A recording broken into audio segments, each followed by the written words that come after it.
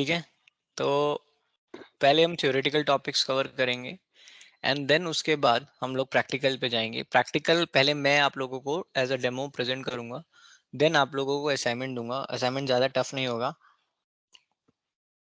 But assignment करना ज़रूरी है। क्यों असाइनमेंट करना ज़रूरी है? क्योंकि आप किसी से उस चीज़ के बारे में डिस्कस तभी कर पाओगे जब आपने उसको थोड़ा सा हैंड्स ऑन किया हुआ है। ठीक है, अब आप बोलोगे सर ऐसे तो हम आप सभी फ्रेशर्स हो या आप में से कोई वर्क एक्सपीरियंस भी है किसी के पास आईटी का? सारे फ्रेशर्स हैं? Hello. Fresher, I have work experience. In IT? IT का वर्क एक्सपीरियंस है आपका? Yes, sir. क्या प्रोफाइल में करते हो आप काम? Yes, sir. Development, अच्छा, web डेवलपमेंट में। development, software development. अच्छा अच्छा, कौन सी Yes, प्रोग्रामिंग sir. लैंग्वेज पे करते हो? सर अभी तो Spring Boot and Java. अच्छा, बट थोड़ा थोड़ा DevOps का भी हुआ है, मतलब Docker वगैरह थोड़ा कंटिन्यूस में. ओके, ठीक है। और बाकी लोग? अच्छा, So ठीक है, 80% are freshers and 20% are experienced in this batch. Okay. 20% are experience in this batch. ठीक है, तो अब देखो इस बैच को हमें 20% ही लोग एक्सपीरियंस है, तो बिल्कुल यही समझना पड़ेगा कि सारे फ्रेशर्स हैं। ठीक है, तो बिल्कुल हमें स्क्रैच से स्टार्ट करना पड़ेगा। तो जो लोगों के पास चीजें Hello. पता है, जैसे हाँ बताओ। Yes, sir. Sorry to disturb you. Sir, though I am fresh, though I am experienced, but I will say you will means it will be better if you start from scratch. Like मुझे भी ऐसा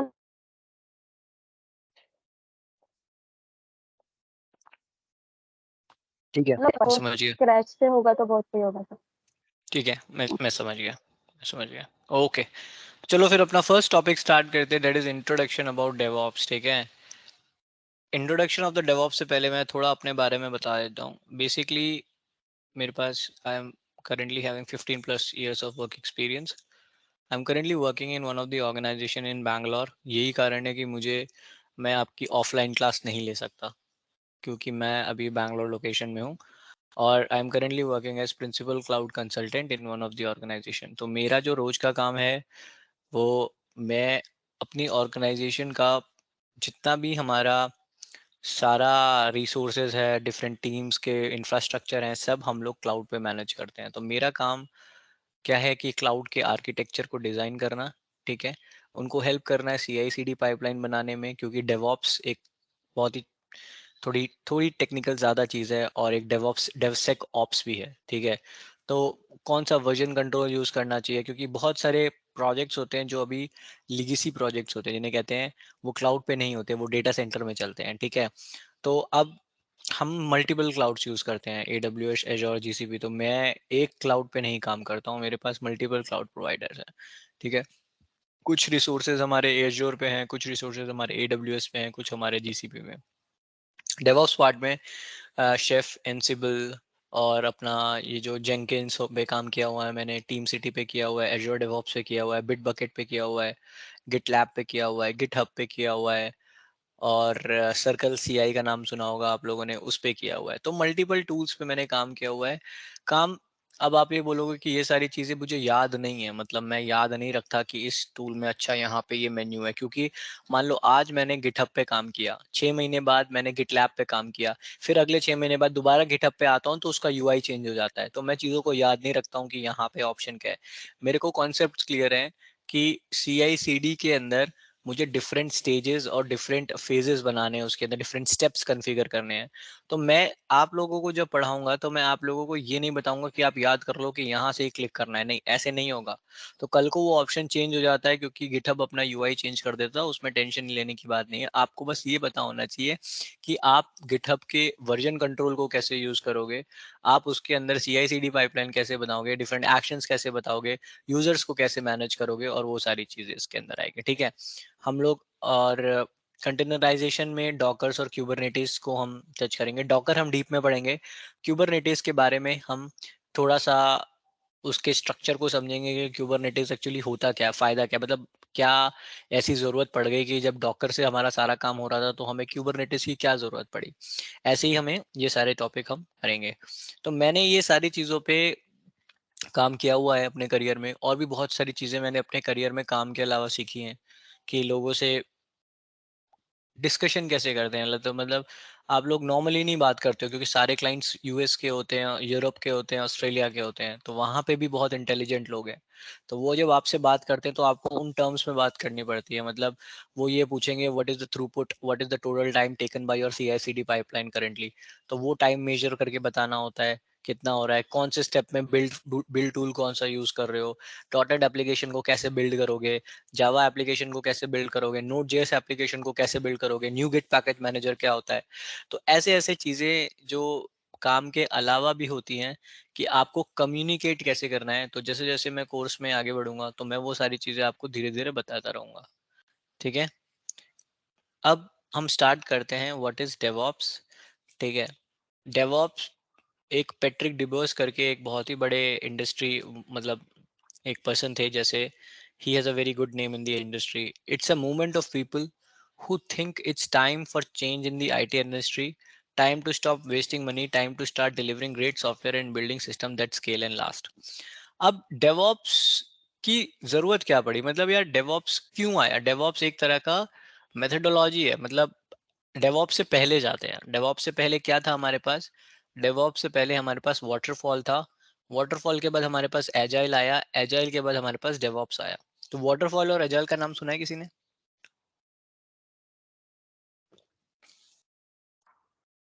yes sir. ठीक है, मैं figure से दिखाता हूँ।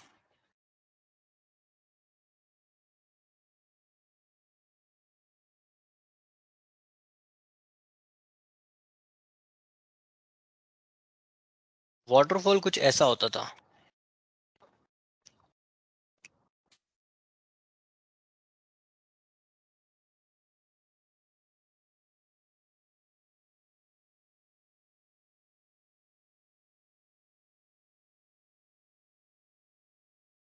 थोड़ी बड़ी इमेज चाहिए मुझे।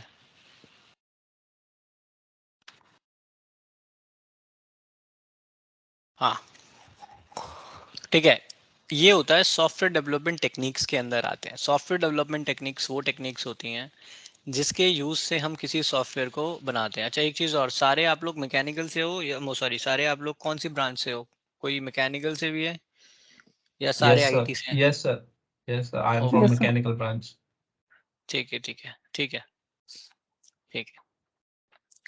ओके सो अब वाटरफॉल को समझने के लिए, ये अगर मैं साल 2013 से पहले जाऊं, 2005 6 7 8, तो तब क्या होता था, तब आईटी इंडस्ट्री में जो ये सारी चीजें आज के टाइम पे कितना फास्ट है सब कुछ, मोबाइल एप्लीकेशंस हैं हमारे पास पुश नोटिफिकेशंस आते हैं, स्मार्टफोन्स हैं, बहुत सारी चीजें हैं। ठीक है, तो Amazon.com तो तब भी था ना 2006-7 में, 2003 में लॉन्च हुआ था। ठीक है, तो Amazon.com जैसे जो पुरानी पुरानी वेबसाइट्स हैं जो मार्केट में बहुत पहले से हैं, जैसे for example Windows operating system हो गया, लिनक्स हो गया, ये सारे जितने भी सॉफ्टवेयर्स थे, ये 2013 से पहले और 2000 के बाद, इनके पास उस समय कुछ एजाइल डेवऑप्स नहीं था। इनको नहीं पता था एजाइल डेवऑप्स क्या होता है। ठीक है, ये लोग काम करते थे, रिक्वायरमेंट लेते थे, एनालाइज करते थे, डिजाइन करते थे, कोड करते थे उसके बारे में, फिर उसको टेस्टिंग करके उसको मेंटेनेंस में भेज देते थे। अब क्या हुआ कि जैसे जैसे कॉम्पिटिटर्स बढ़े, वैसे वैसे क्या हुआ कि इन लोगों को अब इस पूरी साइकिल को बनाने में करीब 3 से 4 महीने लग जाते थे। ठीक है, तो अभी अब क्या हुआ, कॉम्पिटिटर्स के पास इन्वेस्टमेंट होती थी, कॉम्पिटिटर्स के पास ज्यादा सोर्सेज होते थे, तो छोटे छोटे बिजनेसेस क्या करते थे, वो बहुत ज्यादा टाइम स्पेंड नहीं कर पाते थे। मतलब क्या प्रॉब्लम होती थी, जैसे मान लो आपकी कॉल में अगर मैं किसी का नाम लूं, जैसे हमारे पास मयूर है। ठीक है, मान लो मयूर की एक ऑर्गेनाइजेशन है। ठीक है, अब उस ऑर्गेनाइजेशन वो वाटरफॉल मॉडल पे है क्योंकि वो अभी इन्होंने स्टार्ट किया है, और अभी जो टोटल करंट ईयर चल रहा है वो करंट ईयर चल रहा है 2003। अभी कुछ एजाइल के बारे में नहीं पता, कुछ डेवॉप्स के बारे में नहीं पता। तो 4 साल 2007-8 तक इन्होंने वाटरफॉल मॉडल में अपने प्रोजेक्ट को बनाया। वाटरफॉल में इन्होंने क्या किया, ये कोई भी नया फीचर और नया प्रोडक्ट बनाने के लिए 6 से 7 महीने लेते हैं। तो मतलब मान लो कल इनकी एक वेबसाइट है कुछ amazon.com जैसी, ठीक है, ई कॉमर्स, इसे कहते हैं ई कॉमर्स वेबसाइट।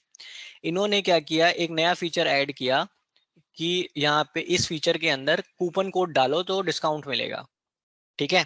ये फीचर नया, अब इस फीचर को जब वाटरफॉल मॉडल से बनाते थे तो एक बार रिक्वायरमेंट ले ली, ठीक है, एनालाइज कर लिया, डिजाइन कर लिया उसको कि कैसे होना चाहिए, और कोडिंग स्टार्ट कर दिया। कोडिंग स्टार्ट करने के बाद टेस्ट कर लिया और मेंटेनेंस में उसको भेज दिया कि इंप्रूवमेंट के लिए। अब इस पूरी साइकिल को करने के लिए टाइम लगता था उस टाइम पे वाटरफॉल मॉडल पे, कम से कम ऐसे छोटे से फीचर को 3-4 महीने लग जाते थे। क्यों? क्योंकि ये वाटरफॉल था, इसमें सारे स्टेप्स होने जरूरी हैं, ठीक है। अब प्रॉब्लम क्या आई, प्रॉब्लम ये आई कि पहले तो अब क्या हुआ कि कूपन कोड, इन्होंने जो फीचर बनाया वो फीचर ये बनाया कि कूपन कोड तो भाई अल्फा न्यूमेरिक भी हो सकता है, ठीक है, कूपन कोड तो पूरा न्यूमेरिक भी हो सकता है, पूरा पूरा अल्फाबेटिक भी हो सकता है, कूपन कोड में क्या बोलते हैं स्पेशल कैरेक्टर भी आ सकते हैं। पर इन्होंने जो फीचर बनाया था रिक्वायरमेंट के टाइम पे, इनके पास सिर्फ एक यही रिक्वायरमेंट थी कि कूपन कोड होना चाहिए, तो इन्होंने उस बॉक्स को सिर्फ अल्फाबेट का टाइप का इनपुट बनाया कि बस उसके अंदर अल्फाबेट कैरेक्टर्स हो चाहिए, और पूरा 3 महीने कोड लिया और बीच में किसी से नहीं पूछा कि क्या कोई ऐसा सिनेरियो भी हो सकता है, क्योंकि इनको नहीं पता था। मतलब वाटरफॉल मॉडल में एक बार रिक्वायरमेंट फ्रीज हो गई तो वहां पे कोई फीडबैक लूप नहीं होता, मतलब टेस्टिंग का कोई लूप नहीं होता। टेस्टिंग में भी क्या करते हैं लोग, वही फीचर को उसी तरह से टेस्ट करते हैं जो उनको कहा जाता था। तो वाटर अब क्या हुआ कि आने वाले टाइम पे कुछ कंपनीज ने क्या किया, अपने कूपन कोड्स निकाले, तो वो कूपन कोड्स उन्होंने अल्फा न्यूमेरिक में डाले। अब अल्फा न्यूमेरिक के कूपन कोड जो होंगे वो सपोर्ट नहीं करेगा, फिर से दोबारा से ये साइकिल चलेगी। तो इससे क्या होता है, ये तो एक सिनेरियो है कि आपको नया फीचर डालने के लिए आपको टाइम लगता था उसको रिलीज करने के लिए, ठीक है। और यहाँ पे कुछ भी ऑटोमेटेड नहीं था कि एक ये जो बंदा बैठा है ये पहले रिक्वायरमेंट लेगा, फिर ये एनालाइज करेगा, फिर डिजाइन होगा, फिर ये कोडर कोड करेगा, ठीक है, फिर उसको टेस्टर टेस्ट करेगा एंड देन मेंटेनेंस में वो जाता था। यहाँ पे क्या होता था कि यहाँ पे तो अभी जैसे आप लोग पैकेज बना, आपने सुना होगा CI/CD पाइपलाइन के अंदर पैकेज बन के पैकेज डिप्लॉय होता है, ठीक है, सीधा वेब सर्वर्स पे। यहाँ पे जिप फाइल दी जाती थी और वो जिप फाइल को एक्सट्रैक्ट करके वहां पे की कोई भी तरीका होता था, जिप दे दो या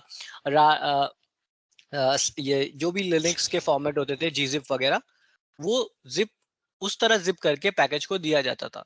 तो चीजें ऑटोमेटेड नहीं थी, चीजों में टाइम लगता था।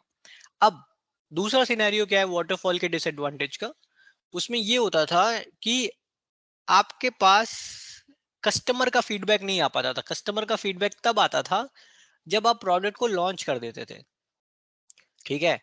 आज के टाइम पे क्या होता है, हम लोग जब प्ले स्टोर से ऐप इंस्टॉल करते हैं तो प्ले स्टोर पे नीचे हम कमेंट्स देखते हैं ना, this app is not good, this app is very good, this app is not good after the latest release. दिखता नहीं दिखता, हाँ या ना? Yes, sir. Yes, sir. Yes, sir. Yes, ठीक है, sir. ठीक है।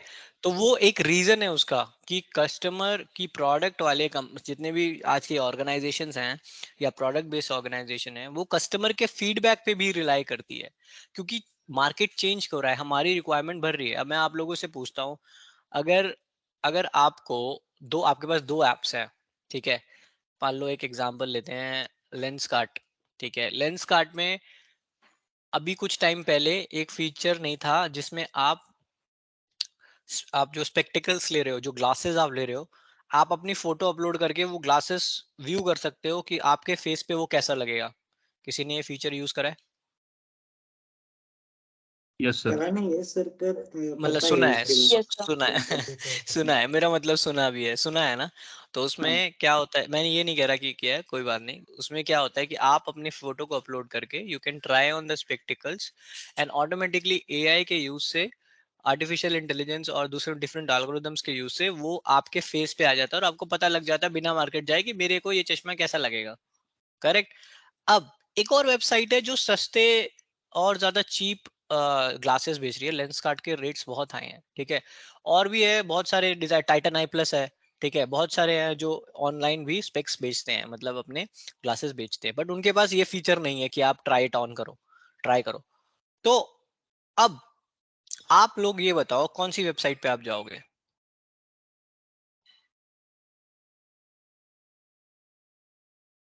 जो सस्ती है वो। अच्छा चलो रेट डिफरेंस इतना नहीं है।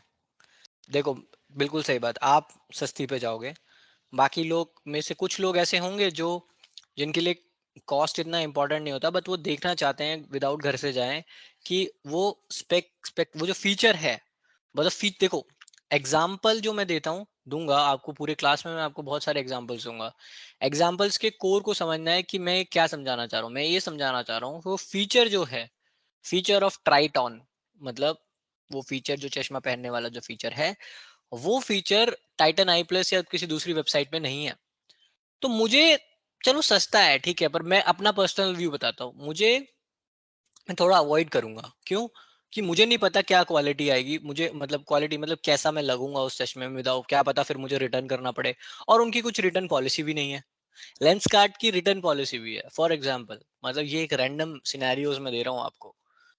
मेरा कहने का ये मतलब है कि एक कंज्यूमर, जो हम कंज्यूमर हैं, हम वो एप्स और वो वेबसाइट्स को यूज करते हैं जहां पे हमें फीचर्स बिल्कुल लेटेस्ट और जो हमारे पर्सनलाइज फीचर होते हैं। मतलब आज के टाइम पे जब आप किसी ऐप के अंदर जाते हो तो आप अपने हिसाब से व्यू बना सकते हो, उसका कलर थीम चेंज कर सकते हो।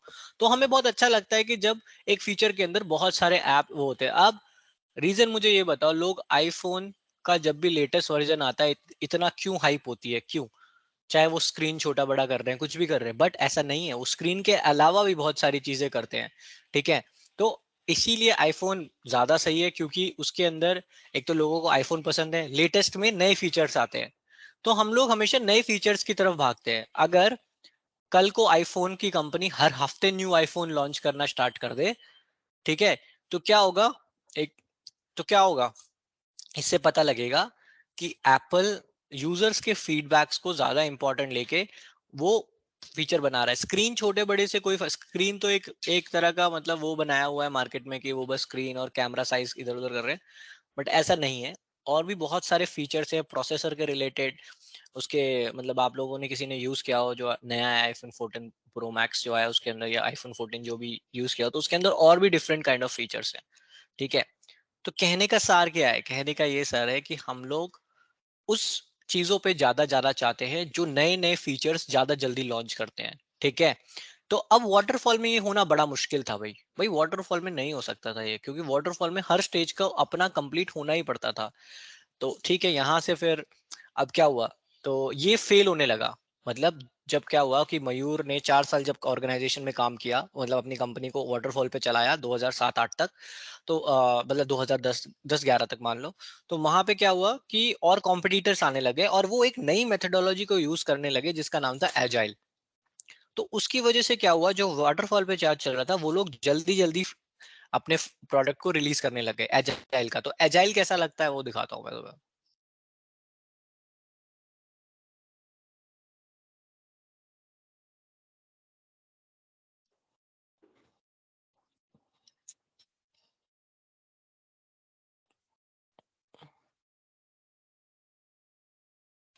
यहाँ पे देखो अपना कंपैरिजन भी है।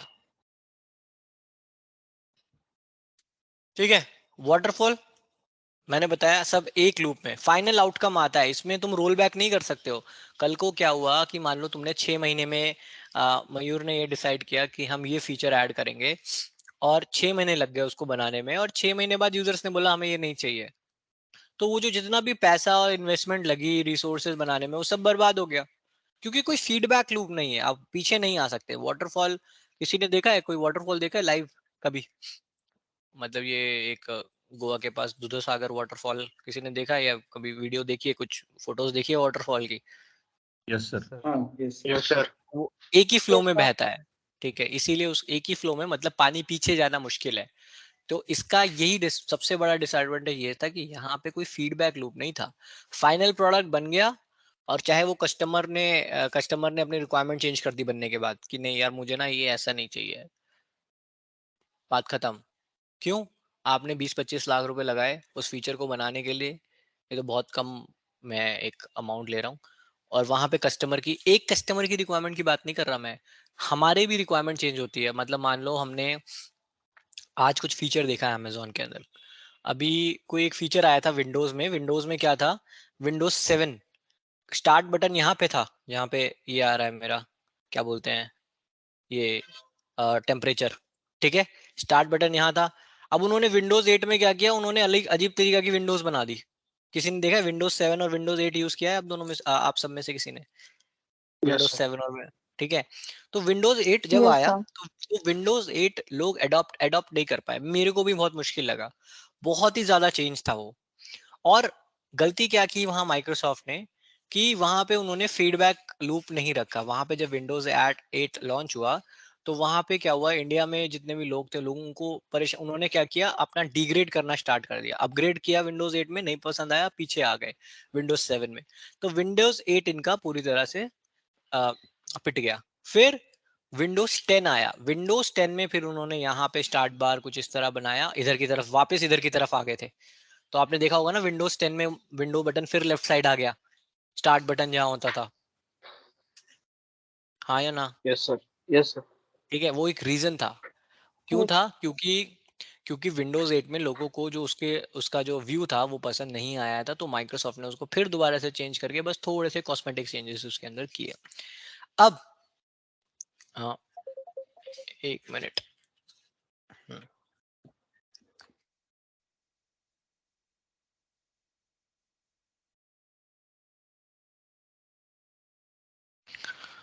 ओके, तो अब यहाँ पे ये समझ आ गया वाटरफॉल मॉडल। आज भी इस पे काम होता है। देखो, मैं ये नहीं कह रहा कि आज वाटरफॉल पे काम नहीं होता। कुछ छोटे प्रोजेक्ट्स होते हैं, कुछ बड़े प्रोजेक्ट्स होते हैं। छोटे प्रोजेक्ट्स मतलब आपको एक एक्सेल से डेटा रीड करना है बस, और डेटाबेस पे डालना है, ठीक है। तो उसके लिए आप इतनी बड़ी एजाइल टीम वगैरह और एजाइल प्रोजेक्ट नहीं लोगे। डेवऑप्स में करोगे काम, डेवऑप्स तो सेकंड है, मैं अभी डेवऑप्स में नहीं पहुंचा हूं, मैं वाटरफॉल का सिनेरियो बता रहा हूँ। वाटरफॉल कि जो मेथड अभी भी कहीं कहीं कोई कोई पुराने प्रोजेक्ट्स होंगे, मुझे आइडिया नहीं है, जो अभी वाटरफॉल को यूज कर रहे हैं, ठीक है। एजाइल पे आते हैं। एजाइल की देखो फिगर थोड़ी सी अलग है। यहाँ पे क्या किया है, अलग अलग स्प्रिंट में बांटा हुआ है। स्प्रिंट क्या होता है, जैसे 2 हफ्ते की एक स्प्रिंट हो गई। एजाइल में एक एजाइल टीम बनती है।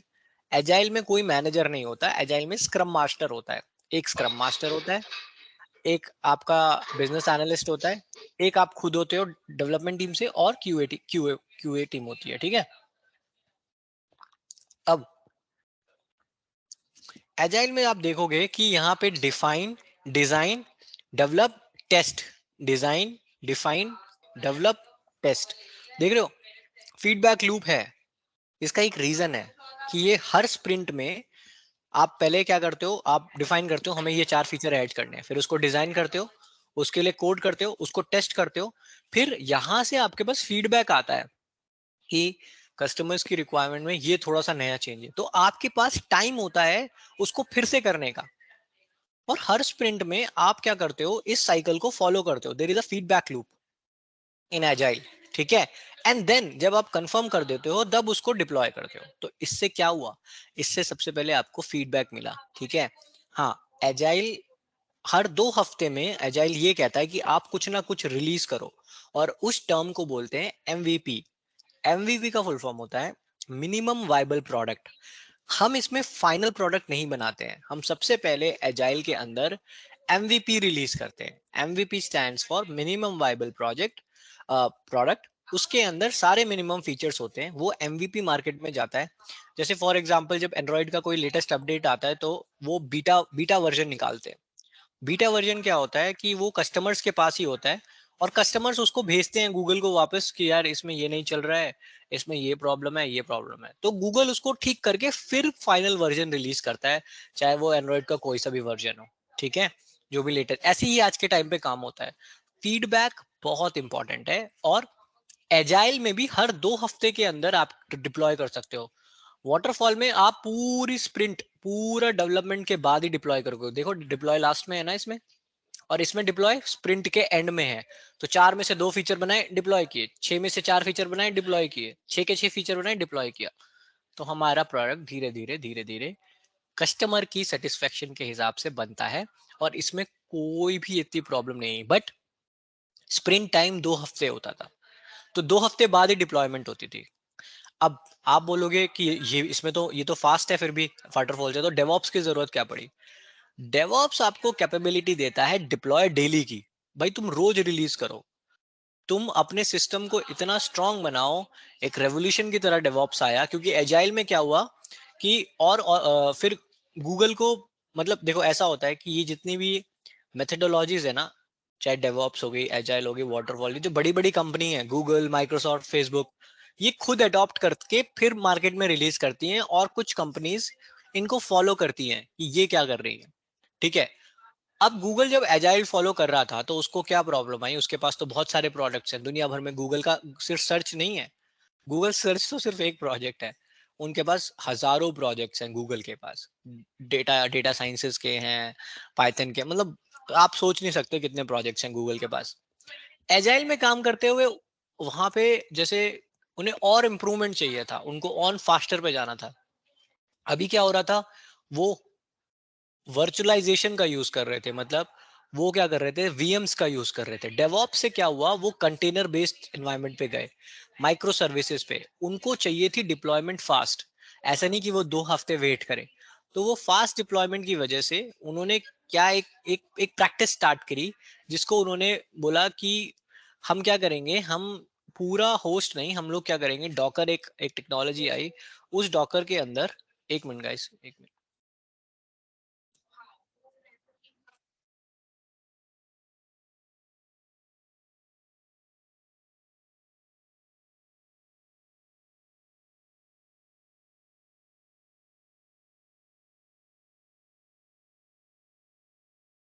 कोई बैकग्राउंड नॉइज आ रही है क्या मेरे एंड से? हेलो? Yes. नो सर, नहीं Yes, सर, Nitin. No sir. बिल्कुल नहीं आ रही। Okay. Fine. I was getting, so I muted in between some person, Nilesh or something. So I thought it is from your side. Okay. Shall I interrupt if I have already interrupted? So a few guys were saying like, Nitin, we need to understand how much they have done. Are they on the same, track? And they are, you are getting the things right, because what happened, like somebody from the classroom right now, they said, okay, we are not understanding what are we going to take it.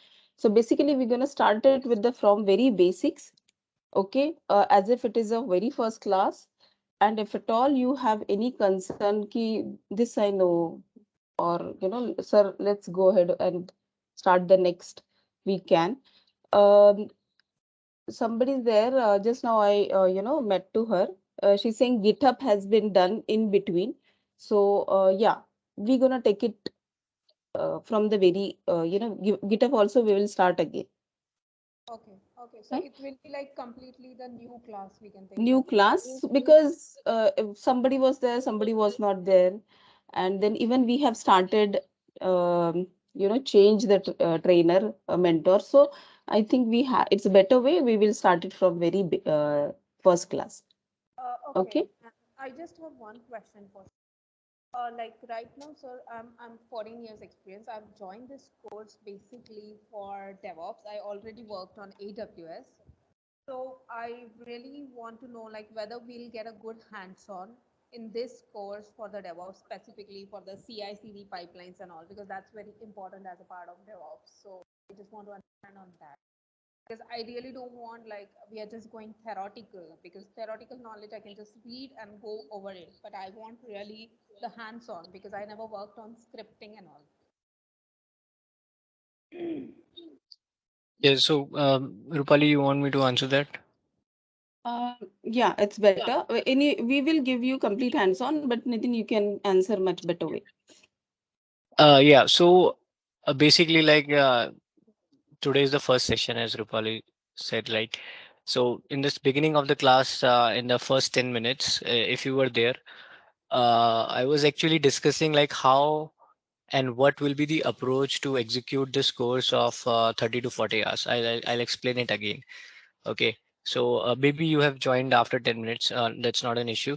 So in this thing, like what we are going to do, I will start with the DevOps theoretical part, because see, there are lots of tools in the market, right? So like you have Jenkins, Azure DevOps, GitHub, GitLab, like Circle CI, and so many. And in AWS, as you said that you have already worked with the AWS, so you know about code build and code commit, right?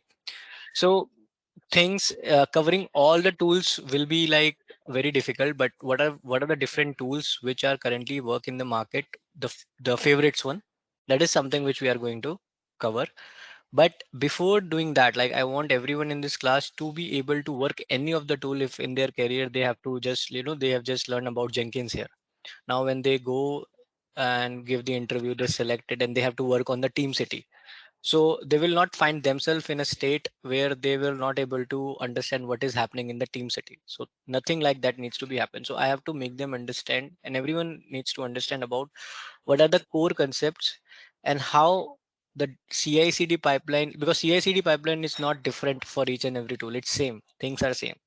So initially, theoretical needs to be covered, and it's going to be like today, tomorrow, and after that, it's going to start with. We are going to start with Git commands in the next weekend, and then we'll move forward from there. But initially, we have to start with the theoretical thing. So that's why I said like some of the people might have read about all these things already. They know about waterfall, they know about agile, they know about DevOps, they know about the differences and all. So initially I asked this question to everyone, like they want me to directly go to the specific tool, or or they want me to start with the basic things. So I got a response that they want me to start from the scratch. So that's why I started Yeah, from yeah. the first topic. Yeah, I understood. My So concern was just start that, from basics thing. yeah, my Start concern from was just that. scratch. Your approach is good, and I like that. So please continue with that approach. So yeah, my concern was just that we should have a hands-on as well. definitely. Teaching the basics is always important. I totally agree with you. So just my concern was the hands-on is also important. That's Mm, what. mm. Yeah, that's correct. So yeah, all right.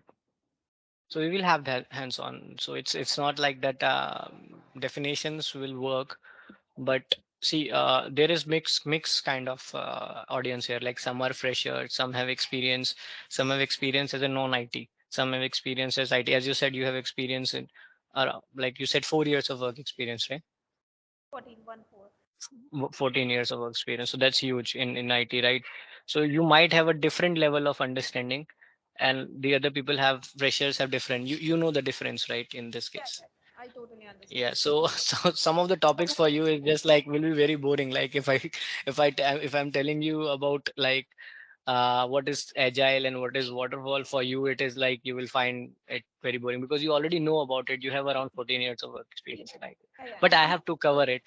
no, no, I'm totally okay to go over with. Obviously, we have to cover everyone that I totally understand what is there at a fresher level. That I understand. Just my concern. You got my concern, right?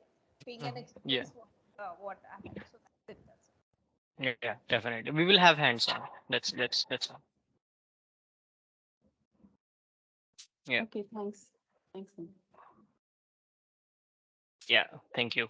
All right. So and also like you said like this initially we discussed about like there is going to be two languages I'm going to use in the session, if because candidates are more comfortable in Hindi, and but there are some of the things which needs to be communicated from my end in English. So as you said that I am explaining the things in Hindi because these are some of the topics they want to be go in Hindi, and when I'm going to discuss about the technical things, so that is something which will be communicated in English. So, but if you want, if you guys, I'm asking once again because uh, totally depends upon you how you want this course to be go. It's totally in English. I'm fine with it. I have no issues.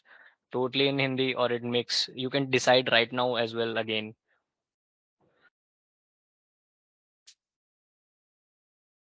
If I think of the preference, English is better because for people who are fresher here, it will Mhm. be easy for them to crack the interview because they cannot explain in Hindi in the interview. No one will take that.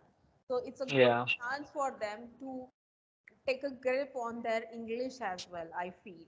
it's just a suggestion, but people can decide. I'm okay with anything because I really don't want to discourage anyone in that. But frankly, Yeah, no. as an Uh-huh. experienced person, I tell everyone go with the English. It's really important, guys. Also, I have prefer for the English because the official language is English, and if you able to understand the concept and some terminology, you should be communicating in English. Okay, so let's do a quick poll. Okay, so basically, like I am okay with English. I have no issues in that, right? So people who want this course to be done in totally in English can send their message in chat.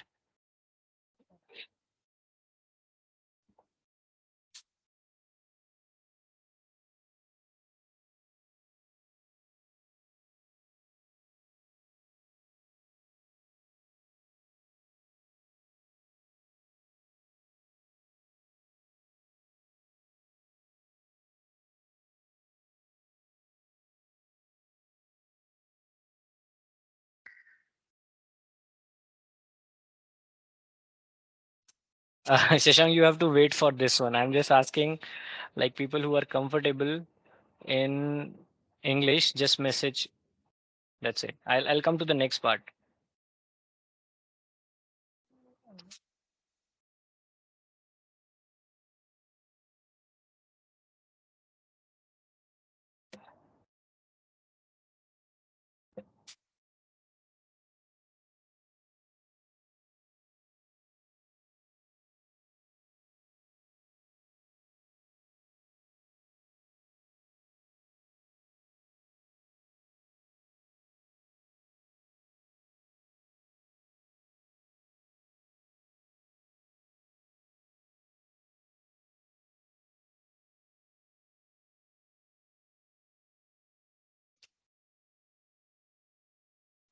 Rupali, how many candidates we have in this batch? Like, Anything we can go ahead with the English, both Hindi, English, and 20% can be 20-30% Hindi, so that you will understand, wherever there is a student can ask the question in Hindi or English, fine. Okay. So I think it's we can go ahead with the mixed language, but moreover, more English, technical terminology, even they'll try to understand the things, right? all right, Okay. yeah, no problem. So that is what I'm doing, right? I'm not Right. giving the Hindi definition of sprint, right? That's why Right. So I'm right explaining. now, whatever we are doing, I think it's going good, and people are agree with it. Okay. All right. Just in case, if suppose if I'm explaining something in Hindi and you want that how you are going to discuss this in front of someone, you can ask me. You can stop me at that place, and you can ask me, Nitin, how it's going to be when I'm discussing this thing to a with a third person. So I'll explain that in English. So it will be like you will be getting a good hold of that. Like for example, if I am explaining what is agile, तो agile में मैंने आपको बताया 2 weeks का sprint होता है. ठीक है, we don't have any manager, we have scrum master and an agile team which actually work in a collaboration way.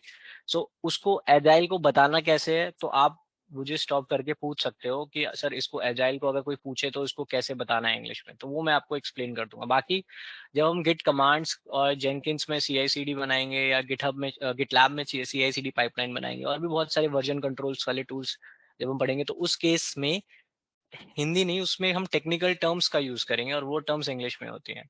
ठीक है, तो ऐसे हम अपने कोर्स को आगे बढ़ाएंगे. कोडिंग में हम 2 प्रोग्रामिंग लैंग्वेजेस को का यूज करेंगे. एक हम करेंगे 3 का, एक पावर शेल, एक लिनक्स के अंदर आपका पावर शेल आपके विंडोज के लिए, लिनक्स के लिए शेल स्क्रिप्टिंग, और पाइथन हम दोनों के लिए करेंगे. तो पाइथन में भी थोड़ा थोड़ा हम इन एक बार कमांड्स लिखने की कोशिश करेंगे कि कैसे हम पाइथन से भी इंफ्रास्ट्रक्चर बना सकते हैं. तो अब मेरे पास एक क्वेश्चन आया हुआ है, what's the difference between Jenkins and Terraform.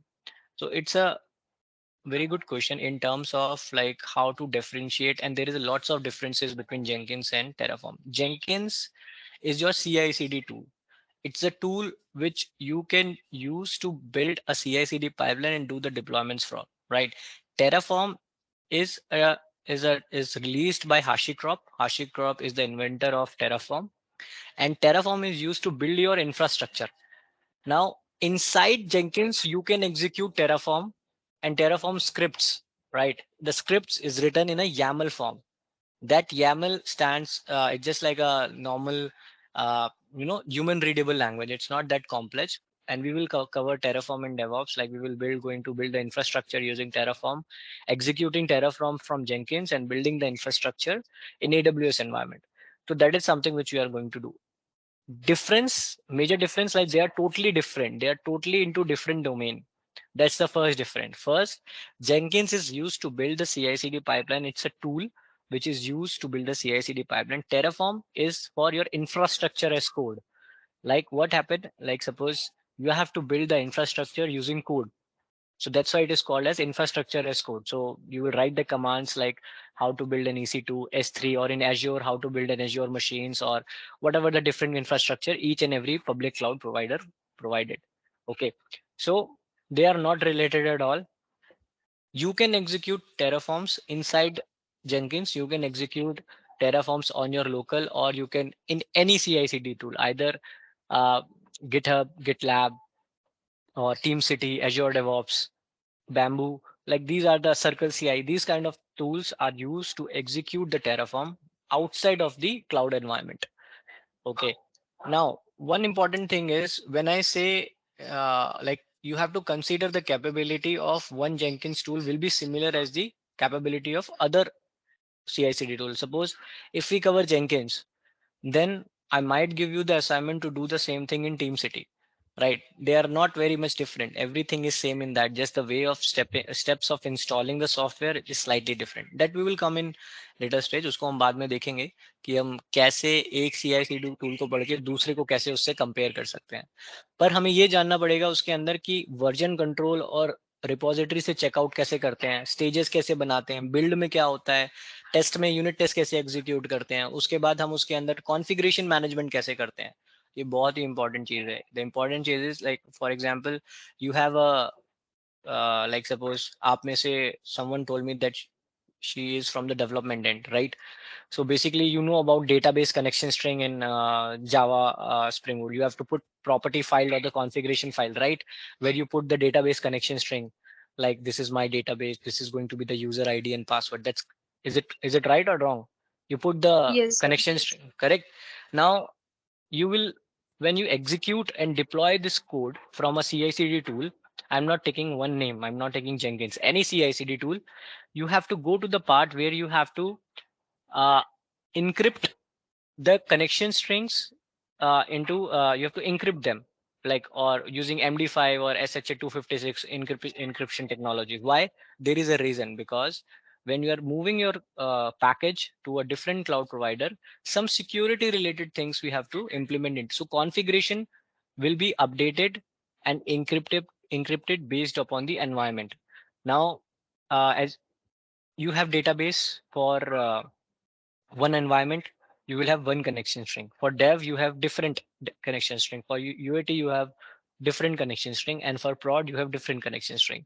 Now, you cannot have 3 different configuration file for a single source code. You have to create the configuration file on the fly inside the CI/CD tool using the environment variable that is like dev, prod, or UAT, like what it's going to be injected from outside. Right. So that is the flexibility and the capability which I'm just explaining. I'll show you this in action when how it works and ये कैसे काम करता है और इसके क्या फायदा होते हैं. ठीक है. अभी के लिए बस इतना जानना है कि हमें जो भी प्रैक्टिकल इम्प्लीमेंटेशन हम करेंगे वो हमें थोड़ा सा आईटी स्टैंडर्ड्स के हिसाब से करना है कि मतलब उसके अंदर सिक्योरिटी को भी साथ लेके चलना है. जैसे फॉर एग्जांपल आपने टूल का नाम सुना होगा SonarQube. SonarQube is used for static code analysis. ऐसी गिट लीक्स करके होता है. तो सोनार क्यूब को हम इंटीग्रेट करेंगे अपने CI/CD पाइपलाइन से. क्यों करेंगे? इसका एक रीजन है कि अगर आपने अभी अपनी ऑर्गेनाइजेशन की CI/CD पाइपलाइन देखी हो, एक मैच्योर CI/CD पाइपलाइन में सिर्फ बिल्ड टेस्ट डिप्लॉय नहीं होता है. ठीक है, मतलब बिल्ड कर दिया, उसको टेस्ट कर लिया यूनिट टेस्ट केसेस से, उसको पैकेज बना के डिप्लॉय कर, यही नहीं होता. उसके अंदर और भी चीजें होती हैं, नोटिफिकेशंस होते हैं, रोल बैक मैकेनिज्म होता है उसके अंदर, सोनार उसके अंदर स्टैटिक कोड एनालिसिस होता है. स्टैटिक कोड एनालिसिस क्यों जरूरी होता है? मान लो अभी जैसे if one of you, I just take a random name, for example, Ravi, coded something, right? And he introduced the code from Stack Overflow. So basically we all go to Stack Overflow, right? मतलब अगर हम IT से हैं तो Stack Overflow हमारे लिए बड़ा important है. ठीक है, अगर Stack Overflow बंद हो जाए तो बहुत सारी चीजें होती हैं. ठीक है, तो Stack Overflow से कोड कॉपी किया, कोड कॉपी करने के बाद उसको उसके लॉजिक को समझ के उसको वहां पे डाल दिया. अब वहां पे वो कोड की वजह से क्या हुआ, एप्लीकेशन के अंदर कुछ इश्यूज आए. ठीक है, आपका कोड तो लॉजिकली सही चला, बट उस पर्टिकुलर लॉजिक ने किसी और फीचर को, और उसके अंदर कुछ ऐसा पैकेज यूज हो रहा था, जैसे आप लोगों ने सुना होगा आज से, मतलब this is for the people who are experienced in IT, like you have heard about log4j vulnerability, right? So what happened, log4j is a package used by Java to implement the logging. So log4j एक company है जिन्होंने जो एक library release करती है. ठीक है, तो वो जो भी जावा प्रोग्रामर्स होते हैं मोस्टली वो log4j को यूज करते हैं लॉगिंग के लिए. ठीक है, अब उसके एक स्पेसिफिक वर्जन में क्या हुआ, कोई बग आया. ठीक है, जिसकी वजह से हमें क्या करना पड़ा, हमें log4j के वर्जन को डाउनग्रेड करना पड़ा. अब ये आइडेंटिफाई कैसे हुआ, कुछ ऑर्गेनाइजेशन के लिए आइडेंटिफाई हो गया क्योंकि जैसे ही उनका सोनार क्यूब रन हुआ तो सोनार क्यूब ने जब log4j को चेक किया तो उसने देखा कि सोनार क्यूब के डेटाबेस में ये वर्जन का अगर log4j है, मतलब मान लो वर्जन 2.0 में हमारे पास इशू आया. ठीक है, और वर्जन 1.0 आपका लेटेस्ट था. 2.0 में log4j ने बोला कि सब लोग 2.0 से 1.0 पे आ जाओ. तो सोनार क्यूब क्या करता है, ऐसी वर्नेबिलिटीज को अपने डेटाबेस में अपडेट कर लेता है, और जब वो स्कैन रन होता है आपके CI/CD पाइपलाइन में तो वो चेक करता है कि log4j का ये वर्जन है तो ये बैन है, मतलब इसको यूज नहीं करना. तो वहीं पे पाइपलाइन को स्टॉप करके वो नोटिफिकेशन भेजता है. तो जिनके पास सोनार क्यूब था उनके लिए तो चलो ठीक हो गया, मतलब ऐसी चीजें थी, उन्होंने तो वो रोल बैक कर लिया वर्जन. जिनके पास नहीं था, जो CI/CD नहीं यूज कर रहे थे, नॉर्मल डिप्लॉयमेंट से जा रहे थे. डिप्लॉयमेंट करने का एक तरीका CI/CD नहीं है, बहुत सारे तरीके हैं डिप्लॉयमेंट करने के. आप पैकेज बना सकते हो, पैकेज बना के उसको न्यूगेट पे रख के वहां से भी कर सकते हो, बहुत सारे डिफरेंट वेज हैं. तो मान लो अगर कोई डेवऑप्स के CI/CD के अलावा कोई दूसरा, अगर वो क्या बोलते हैं मैकेनिज्म यूज कर रहा था, तो उसने वो कोड डिप्लॉय किया और वहां पे उसको प्रोडक्शन एनवायरनमेंट पे इशू आया, तो उनके लिए ज्यादा काम हुआ एज कंपेयर टू जो CI/CD में सोनार क्यूब को यूज कर रहे थे उनके उनके हिसाब से. ठीक है, तो अब स्टैटिक कोड एनालिसिस जैसे टूल्स हो गए और ये सारी चीजें होगी, तो CI/CD के अंदर बिल्ड टेस्ट डिप्लॉय के अलावा जो भी चीजें हम यूज करते हैं, मतलब अगर मैं आपको स्लाइड दिखाऊं एक, थोड़ा सा हमें यहाँ पे आना पड़ेगा. ठीक है, तो ये मतलब देखा जाए तो आज के टाइम पे ये सारी चीजें यूज हो रही हैं. ठीक है, इसमें से बहुत सारे ऐसे टूल हैं जो मैंने भी यूज नहीं किए, बट मोस्टली मैंने ये यूज किए हैं. तो यहाँ पे देखो आप, डेवलप के अंदर, डेवलप मतलब ये होता है वर्जन कंट्रोल, कि कौन कौन से टूल्स आज के टाइम पे आप वर्जन कंट्रोल के लिए यूज करते हैं. वर्जन कंट्रोल क्या होता है, वर्जन स्क्रीन नहीं कंट्रोल. दिख रही है. अच्छा, स्क्रीन नहीं दिख रही है. Sir, it's visible. Yeah, please check it. Just try to reconnect. Just try to reconnect because I have already shared. Showing me stop sharing.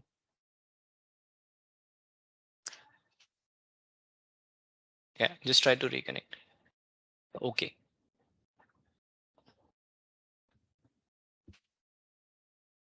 अब फॉर एग्जाम्पल यहाँ पे हमारे पास ये अलग अलग तरीके के मतलब स्टेजेस हैं, develop, test, deploy, monitor, configuration management, log, security, collaboration. Collaboration से स्टार्ट करता हूँ, मतलब ये सारे जो टूल्स हैं ना, ये आपके मॉडर्न डेवऑप्स एनवायरनमेंट में यूज किए जाते हैं. आप तब तक, आप देखो किसी किसी ऑर्गेनाइजेशन में क्या होता है, कहाँ पे क्या होता है, आप लोग कहते हो कि आप डेवऑप्स यूज कर रहे हो, बट आप डेवऑप्स नहीं यूज कर रहे होते क्योंकि आप अभी भी डिप्लॉयमेंट पुराने तरीकों से कर रहे हो. आप पैकेज बना लेते हो, वो जिप को बस आप कॉपी कर रहे हो S3 बकेट पे और वहां से S3 बकेट से डाउनलोड करके EC2 पे इंस्टेंस पे ले गए.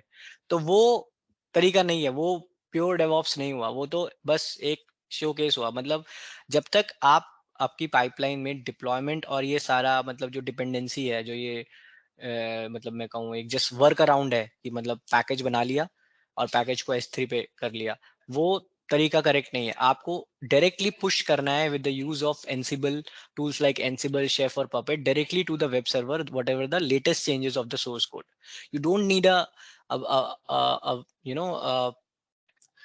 an extra hoop or extra loop there, like S3 bucket, or extra stage like S3 bucket. You just have to directly push the package to the target web server with zero downtime. ठीक है, कभी कभी DevOps ये कहता है कि आप अगर हमारी कोई deployment strategy use करो, for example you have multiple deployment strategies like blue green deployment, canary deployment, multiple deployment strategy you have. So blue green deployment stands for, it gives you the guarantee of zero downtime. Down time का मतलब क्या होता है, जब आप deployment करते हो तो आपको कुछ टाइम के लिए अपने सिस्टम्स को ऑफ करना पड़ता है. ऑफ मतलब आप एक नोटिफिकेशन भेजते हो कस्टमर्स को, या आप एक नोटिफिकेशन भेजते हो सभी को कि अभी कुछ टाइम के लिए सिस्टम विल बी ऑफलाइन. तो आप लोगों के पास आती होगी ये मेल कि ये सर्वर मेंटेनेंस में जा रहा है, ऐसे कर रहा है. तो वो डाउन टाइम लेते हैं उसको अपग्रेड करने के लिए, उसको पैच करने के लिए.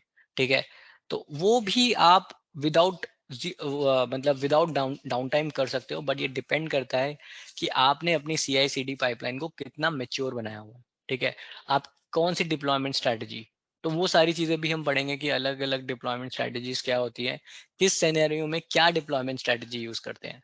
ब्लू ग्रीन बहुत ही महंगी डिप्लॉयमेंट स्ट्रेटजी है, कैनरी उससे थोड़ा कम है. तो सारी चीजें देखनी पड़ती हैं कि ऑर्गेनाइजेशन का बजट क्या है, कि और किस टाइप की वजह से, मतलब कितना फास्ट डिप्लॉयमेंट चाहिए, कि क्या 1 घंटे का डाउन टाइम झेल सकते हैं. कुछ कंपनीज हैं, जैसे कुछ एप्स हैं जो बिल्कुल भी डाउन टाइम नहीं झेल सकती, जैसे इंस्टाग्राम, व्हाट्सएप, फेसबुक, ये जितने भी बड़ी बड़ी ऑर्गेनाइजेशन है, अगर ये थोड़ा सा भी डाउन हो जाती है तो हमारे खुद पर्सनल लेवल पे हमें इम्पैक्ट होता है. व्हाट्सएप होता रहता है डाउन, पिछले 2 महीने में शायद 2 बार हुआ है.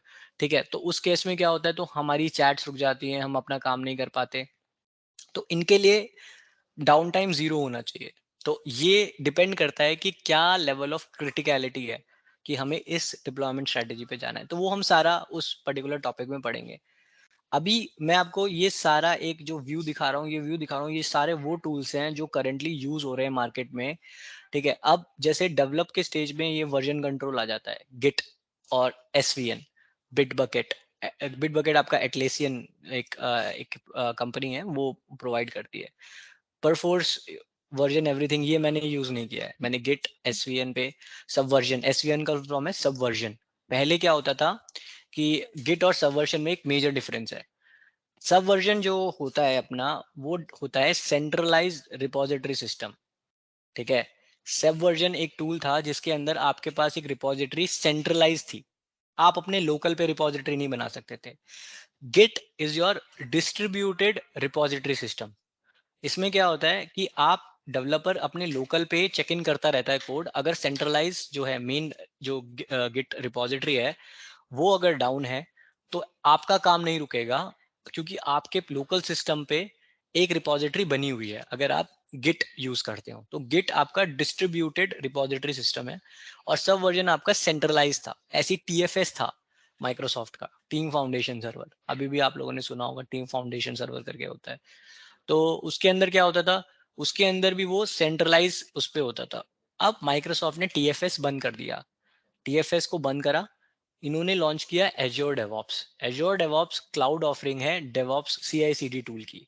ठीक है, उन्होंने TFS का सपोर्ट बंद किया, Azure DevOps पे आए. Azure DevOps के अंदर उन्होंने Git वर्जनिंग का यूज किया. तो अब वो TFS नहीं यूज करते, वो भी अब Git यूज करते हैं. तो आप अगर Azure DevOps पे अकाउंट बनाओगे तो वहां पे रेपोज पे जाके आपको दिखेगा कि वो कहता है क्रिएट अ गिट रिपोजिटरी.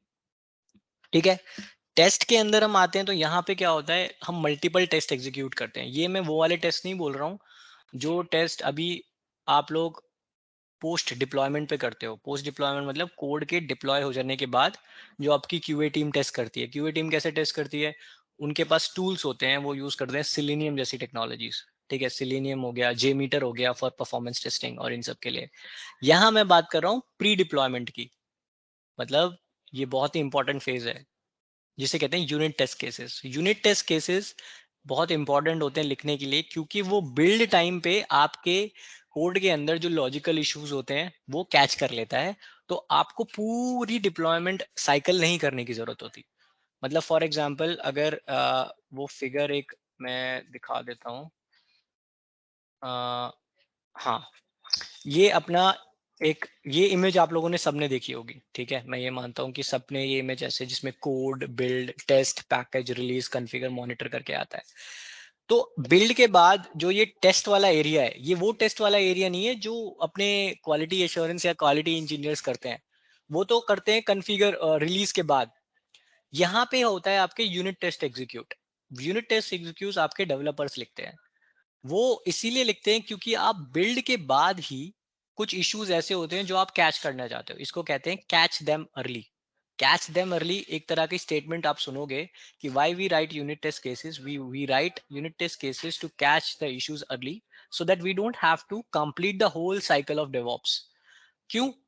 नुकसान क्या होगा अगर ये स्टेज यहाँ पे नहीं है, ठीक है, टेस्ट स्टेज यहाँ पे नहीं है, तो इसका मतलब ये होगा कि आपने पैकेज करने में अपना पूरा एक इंफ्रास्ट्रक्चर लिया, क्योंकि पैकेज कोई बंदा मैनुअली नहीं करता है कि वो उसको जिप में कन्वर्ट कर रहा है। एक वीएम आपको मिलता है, जैसे मान लो फॉर एग्जांपल आपकी पाइपलाइन जेंकिंस पे बनी हुई है, ये वाली पाइपलाइन, ठीक है, तो आपने ये सारे स्टेजेस कन्फिगर करे। अभी ये मत सोचना कैसे कन्फिगर किए, मैं बस बता रहा हूँ कि मान लो ये सारे स्टेजेस आपके कन्फिगर्ड हैं जेंकिंस के अंदर, ठीक है। अब जब वो ये क्या होता है, ये छोटे छोटे सब प्रोग्राम्स होते हैं। कोड में क्या हुआ कि आपने चेकआउट किया लेटेस्ट कोड रिपोजिटरी से, आपने जैसे ही क्लिक किया ना ट्रिगर पाइपलाइन, उसके अंदर ऑप्शन होता है रन पाइपलाइन, तो वो क्या करेगा, लेटेस्ट लेके आएगा मास्टर ब्रांच से। मान लो एप्लीकेशन जावा है या डॉट नेट है, मैं डॉट नेट बैकग्राउंड से हूँ तो मैं डॉट नेट यूज लेता हूँ, बट आप अपनी प्रोग्रामिंग लैंग्वेज ले सकते हो, ठीक है। ऐसा नहीं है कि कोई स्पेसिफिक प्रोग्रामिंग लैंग्वेज ही CI/CD के अंदर आती है। कोई भी प्रोग्रामिंग लैंग्वेज अगर उसका पार्सर है, जैसे नई भी है तो भी पैकेज कर सकते हैं, ठीक है। तो मैं एग्जांपल डॉट नेट का लेता हूँ। डॉट नेट को बिल्ड करने के लिए एक टूल यूज होता है जिसको कहते हैं MS बिल्ड, ठीक है। तो जेंकिंस के अंदर मैं MS बिल्ड के प्लगइन को कॉन्फ़िगर करूंगा, ठीक है, और उसको पाथ दूंगा अपने सॉल्यूशन फाइल का, यहाँ पे वो बिल्ड होगा। बिल्ड होने के बाद मैं यूनिट टेस्ट केसेस को एग्जीक्यूट करूंगा। यूनिट टेस्ट केसेस एक सेपरेट टाइप का प्रोजेक्ट बनता है डॉट नेट के अंदर, जिसको आप एग्जीक्यूट करा सकते हो। यस बताइए। बिल्ड का मतलब नहीं समझा, व्हाट इज बिल्ड? हाँ बिल्ड में बताता हूँ। बिल्ड में क्या होता है कि जो आपका कोड होता है, जैसे अगर मैं आपको एक कोड दिखाऊं, एक कोड ऐसे दिखता है।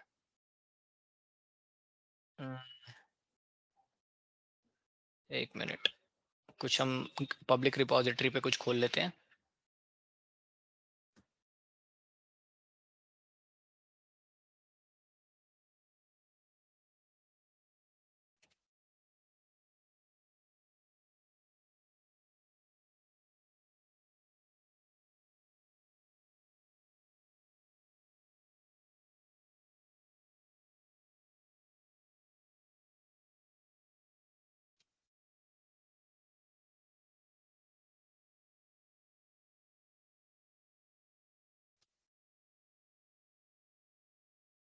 लोकल पे भी कुछ होगा।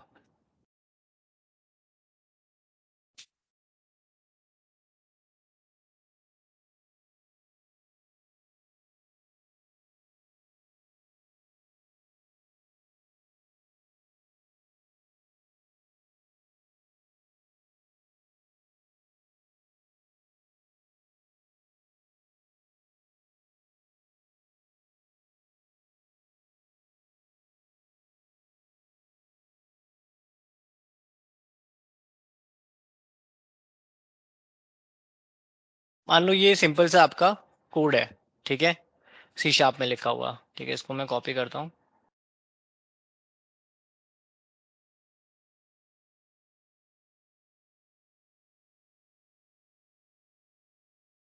ठीक है, अब इसको लिखने का तरीका क्या होता है, हम सबसे ऊपर है नेम स्पेस ऐड करते हैं, मतलब लाइब्रेरीज ऐड करते हैं, फिर नेम स्पेस डालते हैं। प्रोग्रामिंग लैंग्वेज नहीं पढ़नी अभी हमें, हमें सिंपल मैं आपको स्ट्रक्चर बता रहा हूँ। ये मैंने एक ह्यूमन रीडेबल फॉर्म में लिखा, स्ट्रिंग में, ठीक है, ये स्ट्रिंग करेक्टर्स होते हैं, मतलब जो मैंने लिख रहा हूँ तो उसे कहते हैं स्ट्रिंग, ठीक है। अब मशीन इसको रीड नहीं कर सकती, मशीन रीड करती है 1010101001 ऐसे बाइनरी में रीड करती है, ठीक है। तो मशीन मतलब लैपटॉप, जब इस प्रोग्राम को मैं रन करूंगा हेलो वर्ल्ड को, ठीक है, ये प्रिंट करेगा कंसोल पे हेलो वर्ल्ड, तो ये ऐसे ही नहीं प्रिंट कर देगा, इसको मुझे पहले बिल्ड करना पड़ेगा, क्योंकि क्या होगा कि एक मशीन रीडेबल लैंग्वेज बनेगी, ठीक है, ठीक है, इसको मुझे उसमें कन्वर्ट करना पड़ेगा। तो .NET में वो DLL में कन्वर्ट करता है, ऐसे ही जावा में वो आई थिंक .CS में करता है या .class फाइल कुछ ऐसे करता है, मेरे को याद नहीं है इतना जावा के रिलेटेड। पाइथन में वो PY रहता है, क्योंकि पाइथन में अपना वो इंटरप्रेटर होता है, वहां कोई कंपाइलर नहीं होता। तो पहले मैं इसको क्या करूंगा, इसको बिल्ड करूंगा। पहले ये बिल्ड में ये चेक होगा कि क्या सारे सिंटेक्स करेक्ट हैं, क्या कहीं पे कोई ऐसा सिंटैटिकल एरर तो नहीं है, कि मतलब बिल्ड के अंदर प्रोग्रामिंग लैंग्वेज के रूल्स के अकॉर्डिंग, मतलब .NET के कुछ C# के कुछ रूल्स हैं, उस रूल्स के अकॉर्डिंग वो इस कोड को इवेलुएट करेगा। ये देखेगा कि कहाँ पे कुछ ऐसी गड़बड़ तो नहीं है जिस वजह से प्रोग्राम रन ना करे। अगर होगी तो वो आपको एरर दे देगा। इसीलिए बिल्ड स्टेज के अंदर हर प्रोग्रामिंग लैंग्वेज के उनके खुद के बिल्डर्स होते हैं। जैसे .NET का अपना अलग बिल्डर होता है, जावा का अलग होता है, पाइथन का बिल्डर अलग होता है। तो बिल्ड का मतलब कोड को बिल्ड करना, जिससे कि जो फॉर्मेट हमारा बने, पैकेज हमारा बने, वो हम बस डिप्लॉय करें और वो रन हो जाए हमारा अपनी मशीन पे, ठीक है। तो हर प्रोग्रामिंग स्टेटमेंट, हर प्रोग्रामिंग उसका लैंग्वेज का अपना खुद का बिल्डर होता है। समझ गए ये वाली चीज कि बिल्ड में होता क्या है? तो मतलब इसको प्रैक्टिकली जब हम जेंकिंस में कोई प्रोग्राम, हम जावा या .NET दोनों बिल्ड करेंगे, तो मैं आपको बताऊंगा कि कैसे उस चीज को हम कर सकते हैं। अभी के लिए जानो कि बिल्ड का मतलब, कहीं कॉमा वगैरह नहीं रह गया वगैरह ऐसा कुछ, हाँ सॉरी, मतलब कहीं कॉमा वगैरह रह गया क्या, फिर ये सब बिल्कुल, चेक करते हाँ हैं। हाँ, नहीं वो तो आपके सिंथेटिकल एरर में आ जाएंगे। वो तो आपको बिल्ड के अंदर क्या होता है, वो आपको कन्वर्ट करता है, वो और भी रूल्स होते हैं प्रोग्रामिंग लैंग्वेज के, प्लस वो उसको मशीन रीडेबल लैंग्वेज में कन्वर्ट करता है, फॉर्मेट में। ओके मतलब जो हम लिखते हैं वो डायरेक्टली नहीं समझती है मशीन, मशीन समझती है 101001, ऐसे बाइनरी में, बाइनरी समझती है वो, ठीक है। तो वो उस फॉर्मेट में कन्वर्ट करता है जिस फॉर्मेट में एक सर्वर और एक VM उस पर्टिकुलर प्रोग्राम को रीड करता है। तो उसको करने के लिए उसे कहते हैं बिल्ड स्टेप। जैसे आप कह रहे हो कॉमा हट गया या करली ब्रेसेस कम हो गया, ये तो आपके सिंथेटिकल एरर है। ये तो आप कोई स्मार्ट IDE यूज करोगे। IDE stand for integrated development environment. मतलब आप इस तरह का कोई IDE यूज करोगे तो वो बता देगा ये एरर, तो वो बता देगा। बट बिल्ड क्या करेगा, आपके उस पूरे फाइल को कन्वर्ट करेगा मशीन रीडेबल लैंग्वेज में। तो मैं उसमें डीप में नहीं जाऊंगा, क्योंकि हर प्रोग्रामिंग लैंग्वेज जैसे अपने अलग फॉर्मेट में कन्वर्ट करती है। जावा का अपना अलग है और तरीका अलग है, .NET का अलग है। तो एज अ डेवऑप्स पर्सनल हमारी क्या रिस्पॉन्सिबिलिटी होती है, हमें ये सबके बारे में पता होना चाहिए कि किस प्रोग्रामिंग लैंग्वेज का कौन सा बिल्डर है। वरना ये इन्फॉर्मेशन हम लोग क्या करते हैं, डेवलपमेंट टीम से लेते हैं। जैसे फॉर एग्जांपल मैं एक CI/CD पाइपलाइन पे काम कर रहा था, उसमें ग्रूवी यूज कर रहे थे वो, ठीक है। अब ग्रूवी नहीं, गोलैंग एक गूगल की प्रोग्रामिंग लैंग्वेज है, वो यूज कर रहे थे। तो मुझे गोलैंग पे मैंने तो कभी काम नहीं किया और मैं डेवऑप्स टीम में हूँ। उन्होंने मुझे बोला कि हमें गोलैंग को डिप्लॉय करना है इस पर्टिकुलर सर्वर पे। तो अब गोलैंग काम कैसे करता है, क्या करता है, मुझे मतलब इतना डीप में नहीं जाने की जरूरत, पर मुझे ये पता होना चाहिए कि उसका बिल्डर क्या है, वो बिल्ड कैसे होता है, क्या कमांड्स है। तो वो डॉक्यूमेंटेशन जो और वो सारी चीजें या तो मैं उसी डेवलपमेंट टीम से ले लेता हूँ, जो टीम मुझे इस चीज को बोलती है, क्योंकि वो लोग वो अपने लोकल पे कमांड, और वही कमांड मैं अपने जेंकिन्स के अंदर एग्जीक्यूट करता हूँ। अगर नहीं है तो डॉक्यूमेंटेशन जो वेबसाइट पे होता है हम उसको करते हैं। तो हमें एज अ डेवऑप्स जो हमारी रिस्पॉन्सिबिलिटी होती है, हम ये नहीं कहेंगे कि यार मुझे तो गोलैंग नहीं आता तो मैं तो इसकी CI/CD पाइपलाइन नहीं बनाऊंगा, या मुझे Node.js नहीं पता तो मैं इसकी CI/CD हमें सबके लिए CI/CD पाइपलाइन बनानी होती है। पर वो जो स्टेप्स हैं, कुछ कस्टमाइज स्टेप्स होते हैं, बिल्ड करने के तरीके अलग अलग होते हैं, यूनिट टेस्ट को एग्जीक्यूट करने के लिए तरीके अलग होते हैं। जैसे .NET यूज करता है NUnit, जावा यूज करता है JUnit, पाइथन यूज करता है पोएट्री। तो ऐसे करके different different kind of packages है। मुझे ये नाम इसलिए याद है क्योंकि मैंने जो CI/CD पाइपलाइंस बनाई, ये सिनेरियोस मैंने देखे हैं कि हम कैसे यूनिट टेस्ट केसेस एग्जीक्यूट कर सकते हैं पाइथन के लिए। तो अलग अलग कमांड्स होती हैं। आप दो प्रोग्रामिंग लैंग्वेज के कमांड्स कर लोगे, अगर आप जावा के और .NET के और पाइथन के, चलो पाइथन भी ऐड कर लेते हैं, वो इनफ है। आपको आइडिया आ जाएगा कि किस स्टेप्स में कौन सी कमांड्स हमें इंजेक्ट करनी होती है और किस तरह हम उसको बिल्ड करते हैं, ठीक है। टेस्टिंग में क्या होता है, अगर तो यहाँ पे यूनिट टेस्ट केसेस में मैं आपको एग्जांपल बता रहा था कि ये क्यों हमने यहाँ इंट्रोड्यूस किया। ये इसीलिए किया, हम टेस्ट तो बाद में रख सकते थे, यहाँ क्यों कर रहे हैं? मतलब यहाँ बिल्ड के बाद कैसे टेस्ट कर रहे हैं हम? रिलीज के बाद टेस्ट होना चाहिए ना। यहाँ इसीलिए कर रहे हैं क्योंकि हम नहीं चाहते कि आगे को जो भी इंफ्रास्ट्रक्चर हमारा यूज हो रहा है उसका हमें मतलब नुकसान हो। क्यों? क्योंकि अगर यहाँ पे टेस्ट नहीं करा, पैकेज हुआ, रिलीज हुआ, ठीक है, बहुत सारी चीजें हुई इसके अंदर, तो हर जगह पे हम कंप्यूट पावर यूज कर रहे हैं। कंप्यूट पावर का यूज करने मतलब हम मान लो अगर ये CI/CD पाइपलाइन हमारी AWS पे चल रही है, तो AWS तो पेगो मॉडल पे काम करता है ना, मतलब पे एज यू गो। तो अगर आपने एक ऐसा कुछ चेक नहीं किया यहाँ पे और आप सीधा पूरी पाइपलाइन के बाद चेक कर रहे हो और फिर आपका प्रोजेक्ट फेल हो रहा है, टेस्ट फेल हो रहा है, तो इतनी कॉस्टिंग तो आप दे रहे हो ना।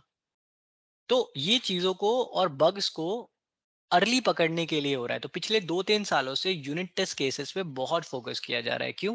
क्योंकि एवरीवन वांट्स कि जो इश्यूज हैं वो हम पहले कैच कर लें, ना कि बाद में डिप्लॉयमेंट के बाद।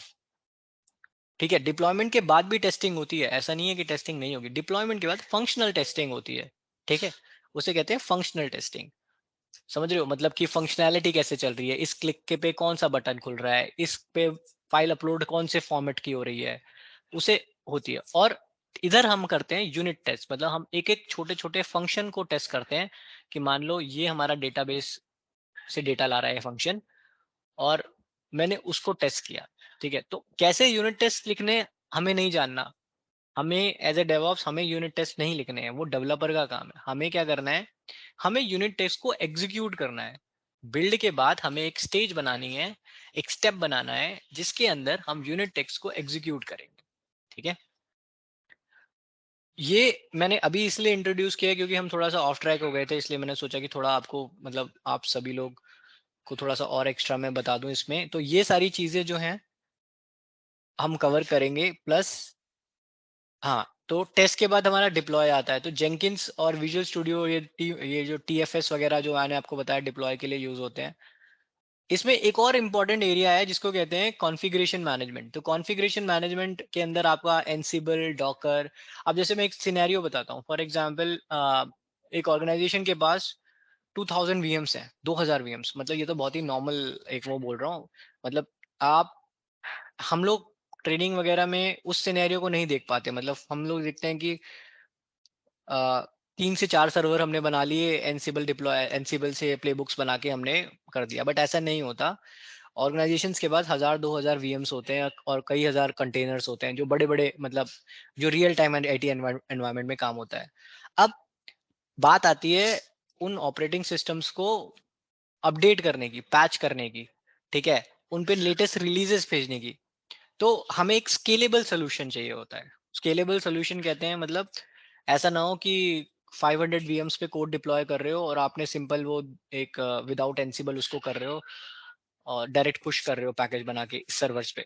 तो वो स्केलेबल सोल्यूशन नहीं हुआ, वो आपको बहुत स्लो चलेगा उस केस में। तो कॉन्फ़िगरेशन मैनेजमेंट टूल्स हम जब यूज करते हैं तो ये हमें हमें उस पर्टिकुलर सर्वर्स की कॉन्फ़िगरेशन को मैनेज करने की स्केलेबिलिटी देता है। जैसे मान लो कोई सिक्योरिटी अपडेट्स आए, कुछ पैचेस आए, विंडोज सिक्योरिटी या लिनक्स सिक्योरिटी अपडेट्स आए, तो विदाउट डाउन टाइम हम उन पैकेजेस को कैसे पुश करें या लेटेस्ट चेंजेस को कैसे पुश करें, तो उसके लिए हमें ये सारे टूल्स को यूज करना होता है। इसमें हम एनसिबल पढ़ेंगे, डॉकर हो गया, क्यूबरनेटिस और ये सारी चीजें होगी। बाकी ये जो और टूल्स हैं ये शायद हम ना पढ़ें क्योंकि ये इतना अभी मतलब इसमें जो सबसे ज्यादा फेवरेट टूल्स हैं वो क्यूबरनेटिस है, डॉकर, एनसिबल, शेफ तो बहुत कम यूज होता है, पपेट है। तो बट हम ये 3 पे फोकस करेंगे, एनसिबल, डॉकर और क्यूबरनेटिस पे। इसके बाद जो एरिया आता है उसे कहते हैं मॉनिटरिंग।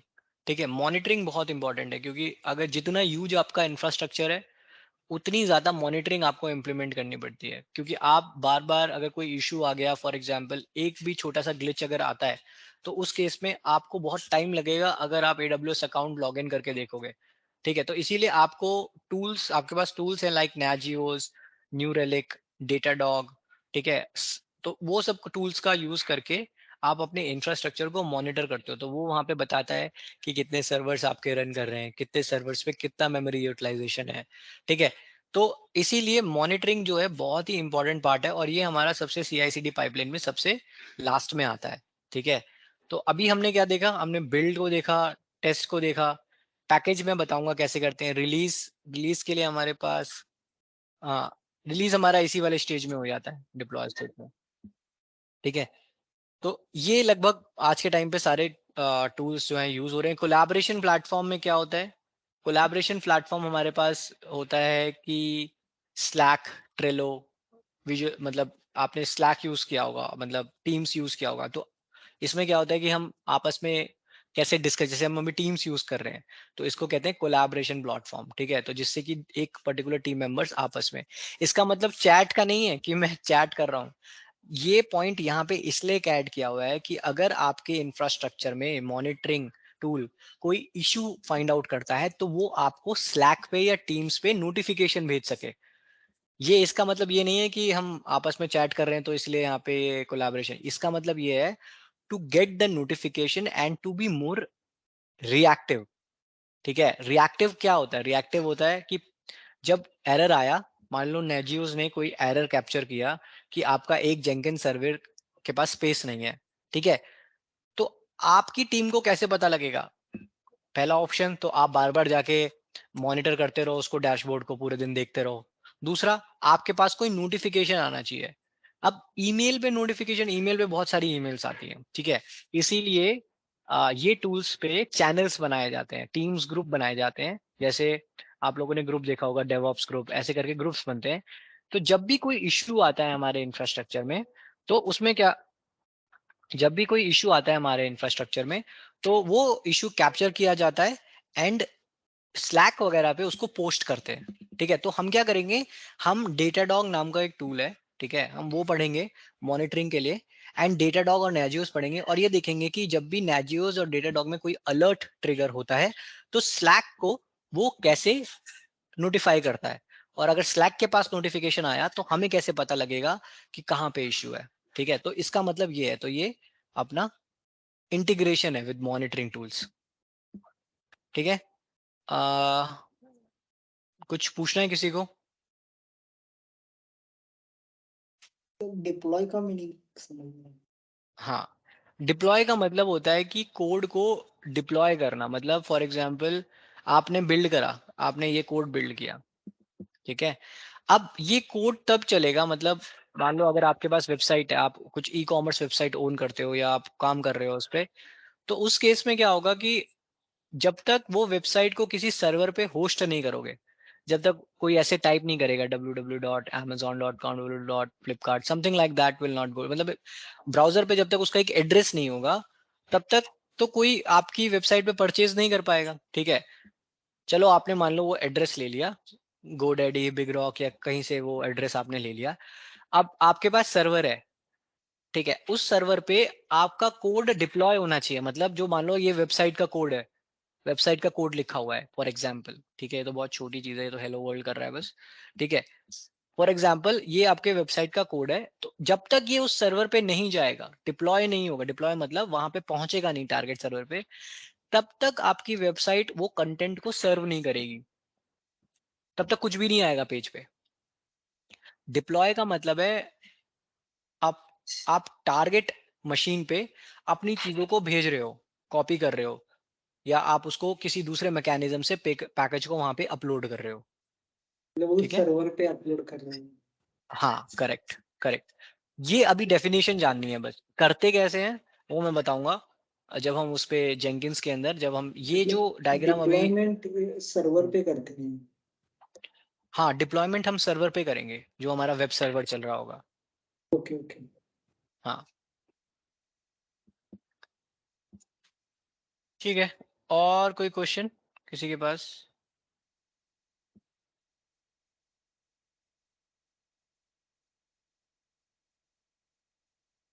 आगे बढ़ते हैं।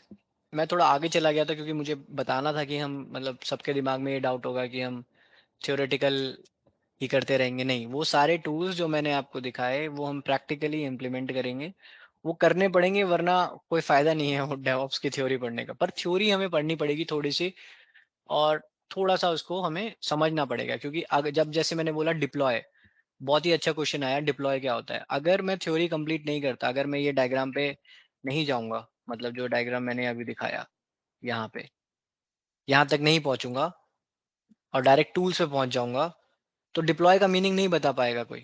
डिप्लॉय, जैसे किसी किसी का डाउट होगा कि रिलीज में क्या होता है, पैकेज में क्या होता है, कॉन्फ़िगर में क्या होता है, तो मैं यहाँ पहुंचूंगा इस स्लाइड पे थ्योरेटिकल, तब मैं इसकी डेफिनेशन बताऊंगा कि यहाँ पे क्या होता है। बट फिर भी मैंने थोड़ा एक्स्ट्रा आगे का बताया जिससे कि आप लोगों को एक आइडिया आ जाए कि हम प्रैक्टिकली क्या इम्प्लीमेंट करेंगे और थ्योरेटिकली हम क्या पढ़ेंगे। ठीक है, दोबारा से हम अपने कोर्स में आगे बढ़ते हैं। अब और किसी को डाउट है कि हम क्या कवर करेंगे प्रैक्टिकली और थ्योरेटिकली? आगे बढ़े, हाँ या ना? Yes, sir. कुछ Yes, तो yes, sir. ठीक है। सर इंटरव्यू प्रोस्पेक्टिव से कुछ बताएंगे क्या एक बार? इंटरव्यू पर्सपेक्टिव से देखो क्या होता है कि इनिशियली डेवॉप्स के इंटरव्यू में ना अलग अलग टाइप के डेजिग्नेशंस होती हैं, जैसे डेवॉप्स इंजीनियर, डेवॉप्स लीड, ठीक है, तो ये बड़ी कॉमन एक वो है, जूनियर डेवॉप्स इंजीनियर ऐसे करके होती है आज के टाइम पे जो डेजिग्नेशंस होती हैं। ठीक है, अब लेवल ऑफ क्वेश्चंस डिपेंड करते हैं लेवल ऑफ एक्सपीरियंस पे। जैसे मान लो आप फ्रेशर हो, मैं एक एग्जांपल ले रहा हूँ, तो ओके फ्रेशर को डायरेक्टली नहीं बोला, मतलब ऐसे नहीं बोला जाएगा कि can you tell me the how to write git stash command.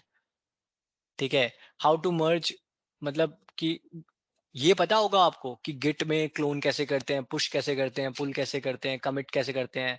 आपसे पूछा जाएगा गिट फेच और पुल में क्या डिफरेंस होता है। Okay. ठीक है, गिट फेच और पुल में क्या डिफरेंस होता है। और ये तो गिट पे हो गया। मॉनिटरिंग टूल में पूछा जाएगा कि आपने कोई मॉनिटरिंग टूल यूज किया है, तो अगर हम डेटाडॉग या नेजियोस पढ़ेंगे तो आप वो एग्जांपल दे सकते हो। अब कोई भी आपको मतलब आपके फ्रेशर के लेवल पे ये नहीं बोलेगा can you share your screen and just design a quick CI/CD pipeline for a .NET application using an account for GitHub या गिटलैब, ऐसे नहीं बोलेंगे। मतलब इतनी लेवल ऑफ उस पे नहीं। अगर आप 2-3 साल के वर्क एक्सपीरियंस पे जा रहे हो तो वहां आपसे बोल सकते हैं कि एक CI/CD पाइपलाइन बना के दिखाओ। सिर्फ 4 स्टेजेस होने चाहिए, बिल्ड होना चाहिए, टेस्ट होना चाहिए, टेस्ट में आप सिर्फ कमांड डाल दो, ठीक है, उसके बाद वो पैकेज बनना चाहिए और डिप्लॉय होना चाहिए। ठीक है, और ये भी क्वेश्चंस पूछ सकते हैं कि डेवॉप्स एजाइल में, मतलब इनिशियली डेवॉप्स और एजाइल में क्या डिफरेंसेस हैं। स्प्रिंट्स, क्या डेवॉप्स में स्प्रिंट्स होती हैं? नहीं होती। डेवॉप्स के एडवांटेजेस क्या हैं? ऐसे वाले क्वेश्चंस आ सकते हैं, आपसे ये Maximum पूछा जा सकता है। theoretical question. नहीं, Maximum थ्योरेटिकल तो मैं अभी theoretical. बता रहा हूँ। और भी नहीं. क्वेश्चंस है, थ्योरेटिकल से तो स्टार्ट करते हैं। Okay, okay. ओके अगर आप थ्योरेटिकल ही नहीं दे पाओगे तो वो आगे क्यों जाएगा? Yes, मतलब मैं yes. तो अपना टाइम वेस्ट नहीं करता।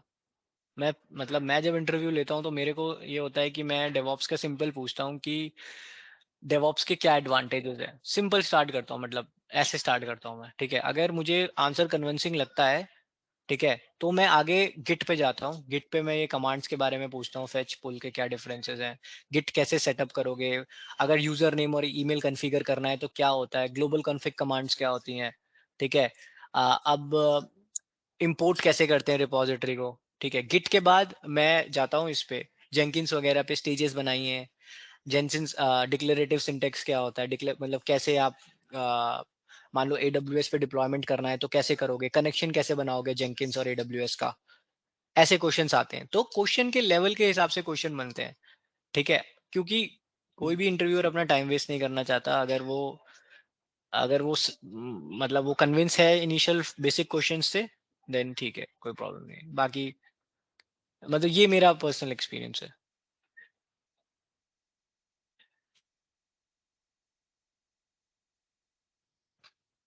Okay sir.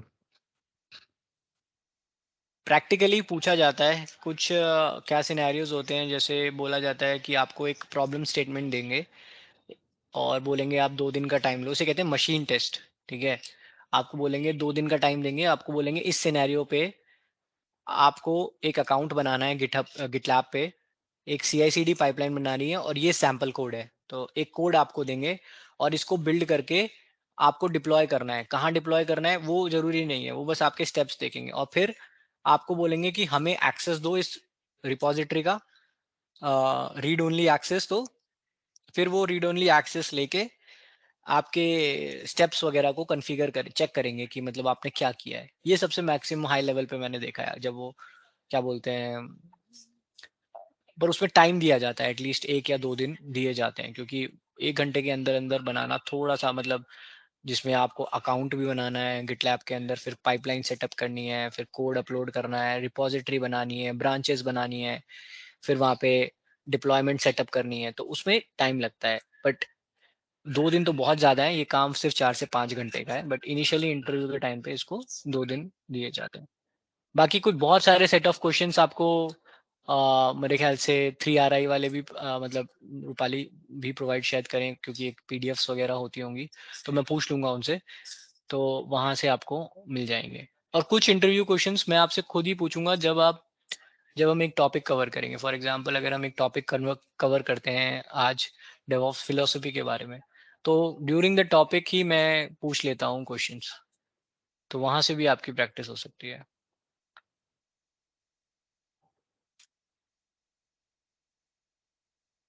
ठीक है, आगे बढ़े। Yes, sir. Yes sir. क्या हुआ, बहुत लो यस आ रहा है, कॉन्फिडेंस नहीं आ रहा किसी को? मतलब क्या बहुत ही एक ही दो बंदे ये बोल रहे हैं, मतलब बाकी क्यों नहीं बोल रहे? नहीं समझ आ रहा तो बताओ, समझ आ रहा है तो कोई बात नहीं, जिसको नहीं समझ आ रहा वो बोले सर मेरे को समझ नहीं आ रहा, मुझे ये पॉइंट समझ नहीं आ रहा, मैं फिर समझाऊंगा। भाई तुम्हें पढ़ना है, मेरे को पढ़ाना है, ठीक है? मैं अपना टाइम बता रहा हूँ, मैंने इतने क्वेश्चंस पूछे हैं कि मतलब कभी कभी मतलब मेरे अलावा मतलब मैं बहुत सारे क्वेश्चंस पूछता हूँ, मेरी आदत है क्वेश्चंस, जितने ज्यादा क्वेश्चंस पूछोगे उतना तुम्हारा फायदा है, जितना शांत बैठोगे उतना तुम्हारा नुकसान है, ठीक है? तो इसीलिए बोल रहा हूँ, आगे बढ़ूं या किसी के पास कोई क्वेश्चन है?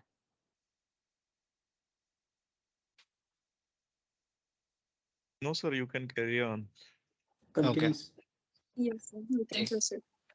अब बात करते हैं डेवऑप्स फिलोसफी की। क्यों, मतलब डेवऑप्स टूल्स ही नहीं है सब कुछ, मतलब DevOps is not about tools कि मैंने जेंकिंस यूज कर लिया, मैंने गिट यूज कर लिया, मैंने डेटाडॉग यूज कर लिया, बहुत सारे टूल्स जो मैंने आपको दिखाए। डेवऑप्स को यूज ही नहीं करना, सबसे पहले माइंडसेट वैसा बनाना होता है, ठीक है? डेवऑप्स की हम डेवऑप्स में काम कर रहे हैं। अब यहाँ पे 2 लोग हैं, ठीक है? यहाँ पे एक डेवलपर है, एक ऑपरेशंस टीम में है। इनके बीच में पहले क्या होता था, communication was a very long, like इनको बोलते थे कि ये हमारा कोड है डिप्लॉय कर दो, और ये ऑपरेशंस वाले क्या करते थे, हमारे कोड को ले जाते थे सर्वर पे, फिर वो बोलते थे वहां नहीं चल रहा है, ये बोलता था, ये डेवलपर बोलता था यार मेरे पास तो चल रहा है, तो बहुत ही ज्यादा बैक एंड फोर्थ कम्युनिकेशंस होते थे, ठीक है? अब डेवऑप्स के आ जाने से क्या हुआ कि इन दोनों के बीच का जो गैप है, इन दो डिफरेंट टीम्स के बीच का जो गैप है उसे कम किया, और वहां से term I DevOps, means development and operations when work together hand in hand, that call as DevOps। DevOps का और कोई मीनिंग नहीं है। आप बहुत बड़े बड़े मतलब टर्म सुनोगे कि टू इम्प्रूव द आईटी और ऐसे करके टर्म सुनोगे, इसका और कोई मतलब नहीं है। जनरली इसका सिर्फ ये मतलब है कि जब डेवलपर और ऑपरेशंस विदाउट एनी ब्रिज के काम करें, मतलब सीधा डायरेक्ट काम करें, उसे कहते हैं with the help of DevOps tools. वो कहता है कि हम वहां पे डेवऑप्स को इम्प्लीमेंट कर रहे हैं, तो इनके बीच के कम्युनिकेशन, कोलैबोरेशन और इंटीग्रेशंस को हम डेवऑप्स कहते हैं, ठीक है? अब ये जो इमेज है, मतलब डेवलपर ने बिल्ड किया, टेस्ट किया, रिलीज किया, ये एक टिपिकल छोटी सी पाइपलाइन है जो डेवऑप्स में काम करती है। मतलब इस तरह काम होता है, आप कोड करते हो, आप बिल्ड करते हो, आप फिर उसको टेस्ट करते हो, and then release and then operate. तो ये जो स्टेप्स होते हैं ये आपके पाइपलाइन में कॉन्फ़िगर होते हैं, ठीक है? अब ये इमेज सबने देखी होगी, ठीक है? ये एक तरह का इमेज हर जगह हम देखते हैं, इंस्टाग्राम फेसबुक पे आता है। तो यहाँ पे ये क्या बोलना चाह रहा है, worked fine in dev, operations problem ना हो। तो ये पीछे जो फायर फाइटर खड़े हैं ये ऑपरेशन टीम के हैं, और ये जो यहाँ पे ये जो इमेज है इस बच्चे की, ये डेवलपर है फॉर एग्जांपल, ठीक है? अब इसने तो अपना काम कर दिया, ठीक है? इसने तो कोड कर दिया, she has already done the coding, right? She already push the changes, now the code is not working on the production and production is on fire. पीछे आग लगी हुई है, मतलब भाई वो आग मतलब वो नहीं चल रहा है, कोई कारण है वो कोड पे। अब इससे पूछ रहे हैं वो, तो वो कह रहा है यार मेरे पास तो चल रहा है, मतलब मेरी क्या गलती है इसमें? इसका काम तो नहीं है ना, अगर डेवॉप्स नहीं होता तो इसका काम तो नहीं है ना देखने का कि क्या प्रॉब्लम है। तो इसीलिए थोड़ा सा वैसी स्माइल है कि हाँ मतलब भाई मेरे पास तो सही चल रहा है, मैं सेफ हूँ, वहां पे प्रॉब्लम है, ठीक है? तो पीछे जो फायर फाइटर्स हैं वो ये सोच रहे हैं कि यार ऐसा क्या इशू है कि जो डेव के एनवायरनमेंट में चल रहा है और डेवलपर के एनवायरनमेंट में चल रहा है और प्रोडक्शन एनवायरनमेंट में नहीं चल रहा। तो इस इमेज का मतलब समझ गए कि अगर डेवऑप्स नहीं होता तो ये सिचुएशन होती थी कि मतलब हम लोग तो बैठ जाते थे कोडिंग करके और जो ऑपरेशन टीम होती थी वो परेशान होती थी, फिर ऑपरेशन टीम 5 दिन बाद हमें मेल करती थी, फिर हम उन्हें मेल करते थे, तो ऐसे करके कम्युनिकेशन चलते रहते थे। ये समझ आया इमेज से? अगर डेवऑप्स नहीं है तो ये प्रॉब्लम है। आगे बढ़ते हैं। ठीक है, अब डेवऑप्स टीम के अंदर हमारे पास बिजनेस एनालिस्ट और मतलब ये एक तरह का टीम स्ट्रक्चर है कि एक आईटी एक डेवलपमेंट टीम में कौन कौन से लोग होते हैं। बिजनेस एनालिस्ट होते हैं, डेवलपर होते हैं, टेस्टर्स होते हैं। टेस्टर क्या करता है? टेस्टिंग और डेवलपमेंट एनालिसिस। तो ये एक तरह का टीम कॉम्पोजिशन है। ठीक है, हाँ आगे बढ़ते हैं। Why DevOps? ठीक है, अब डेवऑप्स क्यों जरूरी है? तो जो बीच का जो एक ब्रिक वॉल थी, वॉल ऑफ कंफ्यूजन, इसको एक नाम दिया है वॉल ऑफ कंफ्यूजन्स। जो डेवलपर और ऑपरेशन टीम के बीच में जो वॉल ऑफ कंफ्यूजन थी उसको हटा दिया। इससे क्या हुआ? टाइम शॉर्ट हुआ और वहां से आपका डेव और ऑप्स बन गया। और ये जो फीडबैक था बिटवीन ऑपरेशंस और डेवलपर्स, ये फास्टर हो गया। क्यों? क्योंकि अब डेवऑप्स एक टीम बन गई। ऑपरेशन वाला भी उसी टीम में है, डेवलपर भी उसी टीम में है, क्यूए भी उसी टीम में है। हम सब अब एक ऐसे एनवायरनमेंट में काम कर रहे हैं जिसमें कोई भी अलग टीम नहीं है, ऑपरेशंस अलग टीम। बट आज भी मैंने सिनेरियोज देखे हैं, किसी किसी कंपनी में कहते डेवऑप्स हैं बट ऑपरेशंस टीम अलग होती है, डेवलपमेंट टीम अलग होती है। और जो लोग एक्सपीरियंस है इस कॉल में है उनको उनको ये आइडिया होगा। बट डेवऑप्स ये कहता है कि आप सभी एक टीम का पार्ट हो और आपको ये कर आपके लिए कोई दूसरा ऑपरेशन टीम का मेंबर जो है वो अनरीचेबल नहीं है। मतलब पहले क्या होता था, हमें ईमेल सेंड करनी, हमें नहीं पता होता था कि हम डायरेक्ट अप्रोच कर सकते हैं नहीं कर सकते। बट डेवऑप्स के अंदर सब कुछ एक है और एक डेवऑप्स मैनेजर है। तो डेजिग्नेशंस क्या होती हैं? Junior DevOps engineer, DevOps lead और डेवऑप्स मैनेजर। डेवऑप्स मैनेजर होता है, कोई वैसा मैनेजर नहीं होता जैसे आज मतलब मैनेजर कुछ नहीं होता। ठीक है, डेवऑप्स मैनेजर होता है। डेवऑप्स मैनेजर के अंदर ऑपरेशंस, डेवलपमेंट सारे टीम मेंबर्स होते हैं। तो जब वो एक हुड के अंदर होते हैं, एक हिरारिकी के अंदर होते हैं, तो वॉल्स ऑफ कंफ्यूजन नहीं रहती और आपस में लोग एक दूसरे को ज्यादा जल्दी रीच कर पाते हैं। ठीक है, आगे बढ़ते हैं।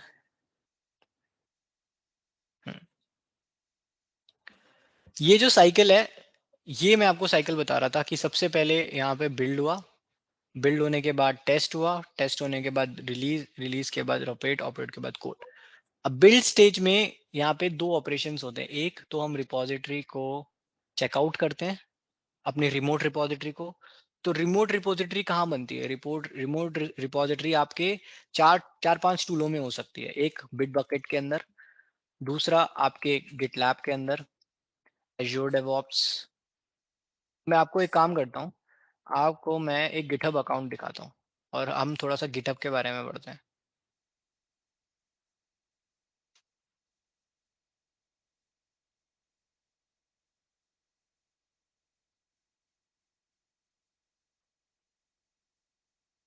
साइन इन पासवर्ड तो मैं भूला तो सर नहीं। इन दिस इंटरव्यू में जब पूछा डेवऑप्स के बारे में क्वेश्चन, तो उसका आंसर कैसा देना? इंटरव्यू में जब क्या? पूछते हैं डेवऑप्स के बारे में, जब व्हाट इज डेवऑप्स ऐसा क्वेश्चन को आया, तो उसका आंसर कैसा मतलब देना? So basically you have to tell the person that DevOps is actually formed by combining the two different terms, development and operations. They are working under a same hood, and it is a mindset which people needs to follow, and it gives you an advantage to deploy the things on daily basis without any zero time downtime, and making the use of the different DevOps tools which are currently available. ठीक है, तो इतनी definition देनी है। ठीक है, advantages के बारे में बता देना है। ठीक है, मतलब बस अब यहाँ पे जब आप जैसे ही बोलोगे ना डेवऑप्स टूल्स, वो पूछेगा कि आपने कौन कौन से डेवऑप टूल्स पे काम किया है। अब ये आपका प्लस पॉइंट है। यहाँ पे जब आपसे इंटरव्यूअर पूछता है कि आपने कौन से डेवऑप टूल्स पे काम किया है, तो you have to give the name of the strongest tool which you have used और आपने हैंड्स ऑन किया हो। सो फॉर एग्जांपल मेरे से कोई पूछता है तो मैं बोलता हूँ बिटबकेट। ठीक है, तो I'll give them an example that I have created the CI/CD pipeline using Bitbucket and deployed the things on different target environments. Target environments can be on premises, can be AWS cloud, or it's in containers running inside the AWS cloud. ठीक है, तो ये या आपको statement ऐसे मतलब आपको definition ऐसे एंड करनी है कि वो आपका क्वेश्चन वहीं से निकले. तो आपको बताना है DevOps found by the combining the two terms, developer and operations. It means two different teams are working under same hood and they are reachable to each other. There is no wall of confusion, and DevOps gives you the power and freedom to deploy the things on very frequent basis, right? So you have the capability to do the deployment on the daily basis. ठीक है, तो इस तरह आपको अपने answer को form करना है. ओके ओके ठीक है. Okay, please answer. प्रत्युष का एक मिनट में क्वेश्चन, सॉरी मैं चैट में क्वेश्चंस नहीं देख पाया. I will give an answer to the Pratyush. Okay. Okay. Pratyush, this is online batch we have, and if at all you have, any, I mean, we thought of you guys can come over here, sit in one classroom, work together. If at all you have any queries, you can solve. You can ask to the trainer, but trainer will be online. Yeah, it's because I'm actually from a remote location, so not able to come. But yeah, but I tell you one thing, guys, like this is the only time you are like, for example, when you move further into your career, you have to do so many trainings, right? So after that, what happened, you will automatically move to the virtual training. So that is more advantageous. But yes, it totally depends upon your personal decision, and you can talk about that with Seema. Yeah. Yeah. So next question is Grafana and Prometheus.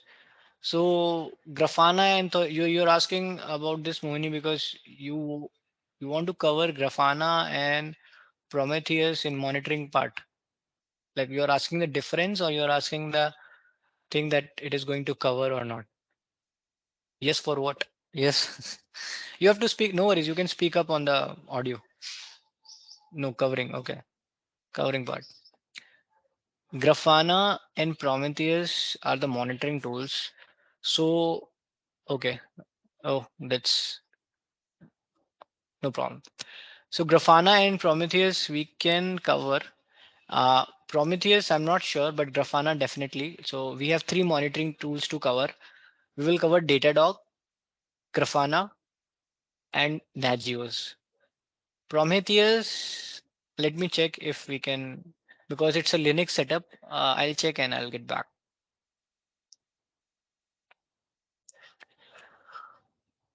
Okay. Okay. Alright, तो अब एक काम करते हैं, हम अपने topics को जैसे आज कितने, ठीक है, तो आज मैं आप लोगों को जितना मैंने बताया, इसमें किसी का कोई क्वेश्चन है किसी के पास?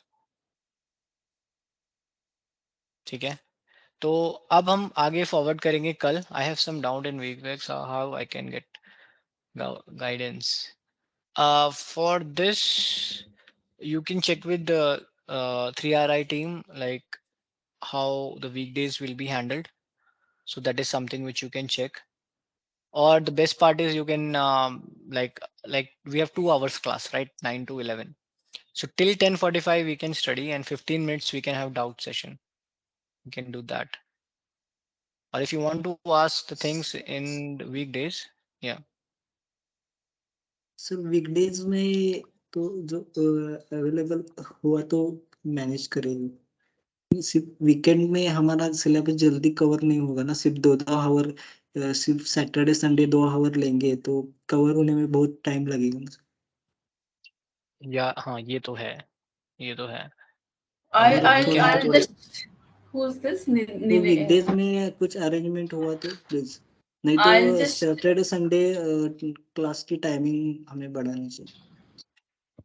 I'll just talk to everyone. I'll just check it out and update you. Let's have this weekend class, and then meanwhile I'll also get a time to discuss with each and everyone, understand the things, and then we can make the changes. सिर्फ 2 our लेंगे हम weekend में, तो बहुत time जाएगा ना इसमें। We are gonna increase the timing for weekend. That's what we had a discussion with the trainer as well. नहीं तो But डेली बेसिस में Hello? 1-1.5 घंटा हाँ, लेंगे तो भी चलेगा, कुछ प्रॉब्लम नहीं है। हाँ, okay, noted your comment. आधी कुठली बॅच होती निखिल तुझी? Okay, guys. So we'll meet tomorrow at the same time, and we'll start from there.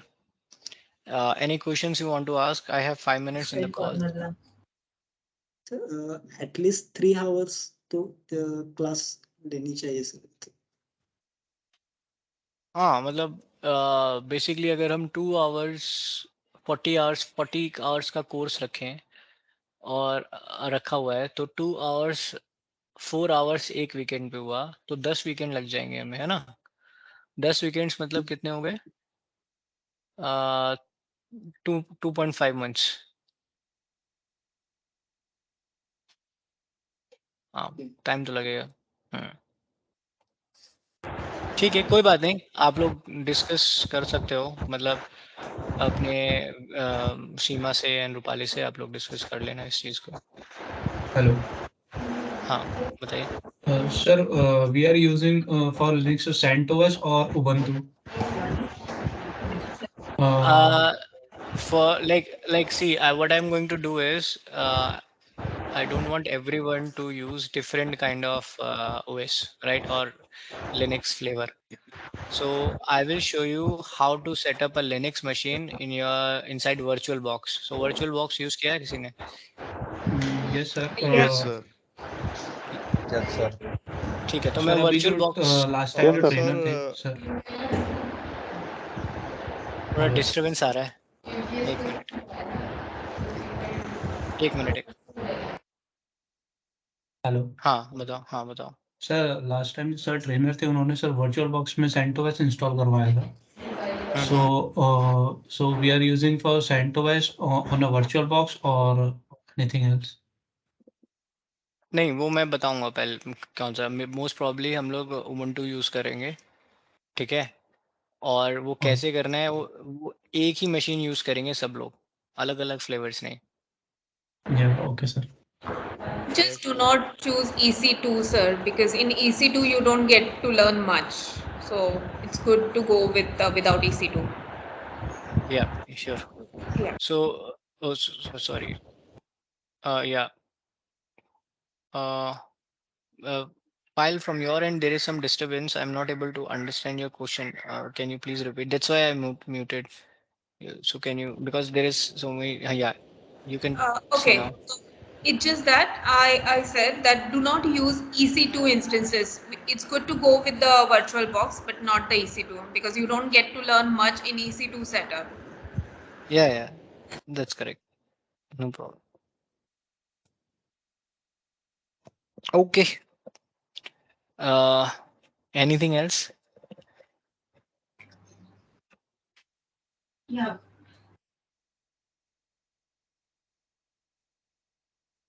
Give me some time. Can we give them the idea what topic we're going to cover tomorrow, so that they'll be understand. Yeah.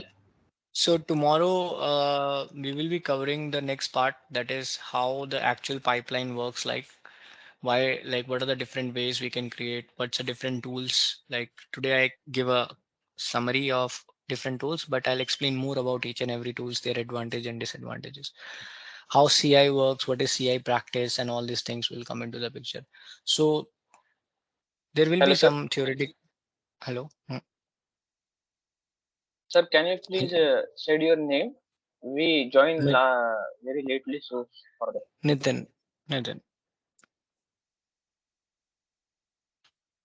Yeah. So I'm going to cover the different theoretical topics, which is going to be about CI practices and about the other things. Hello, sir. Hello. Yeah. Yeah, if I'm practicing in weekdays and if I'm stuck somewhere, So how should I approach, or how should I get the solution? Yeah, Moini, for this, I think you can best discuss with Seema or Rupali, like, or Seema, if you have any answer about this, you can let Moini know for weekdays.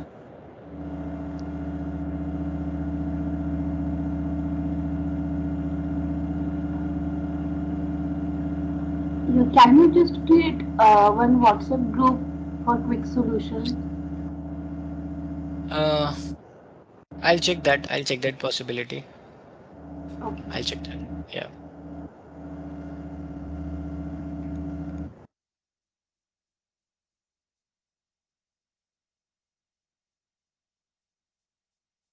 Okay. Okay, guys. We will meet tomorrow at the same time. Thank you very much. Hello, can I leave, sir? Yeah, yeah, sure. Yeah.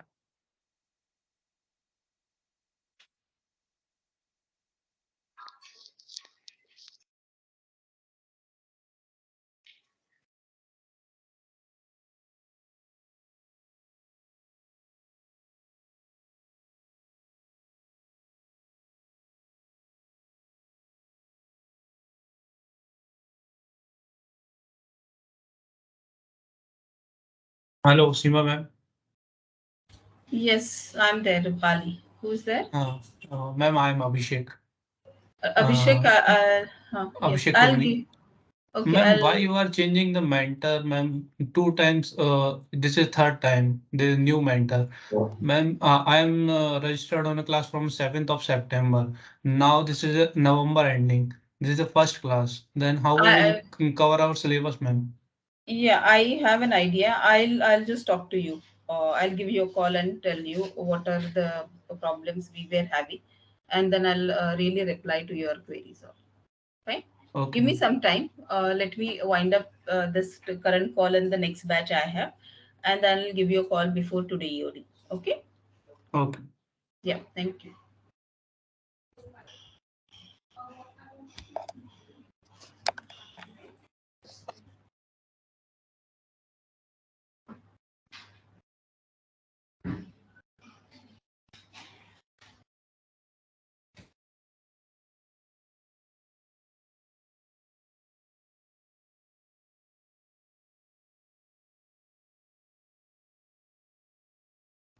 React च्या batch मध्ये add करायचं का त्याला?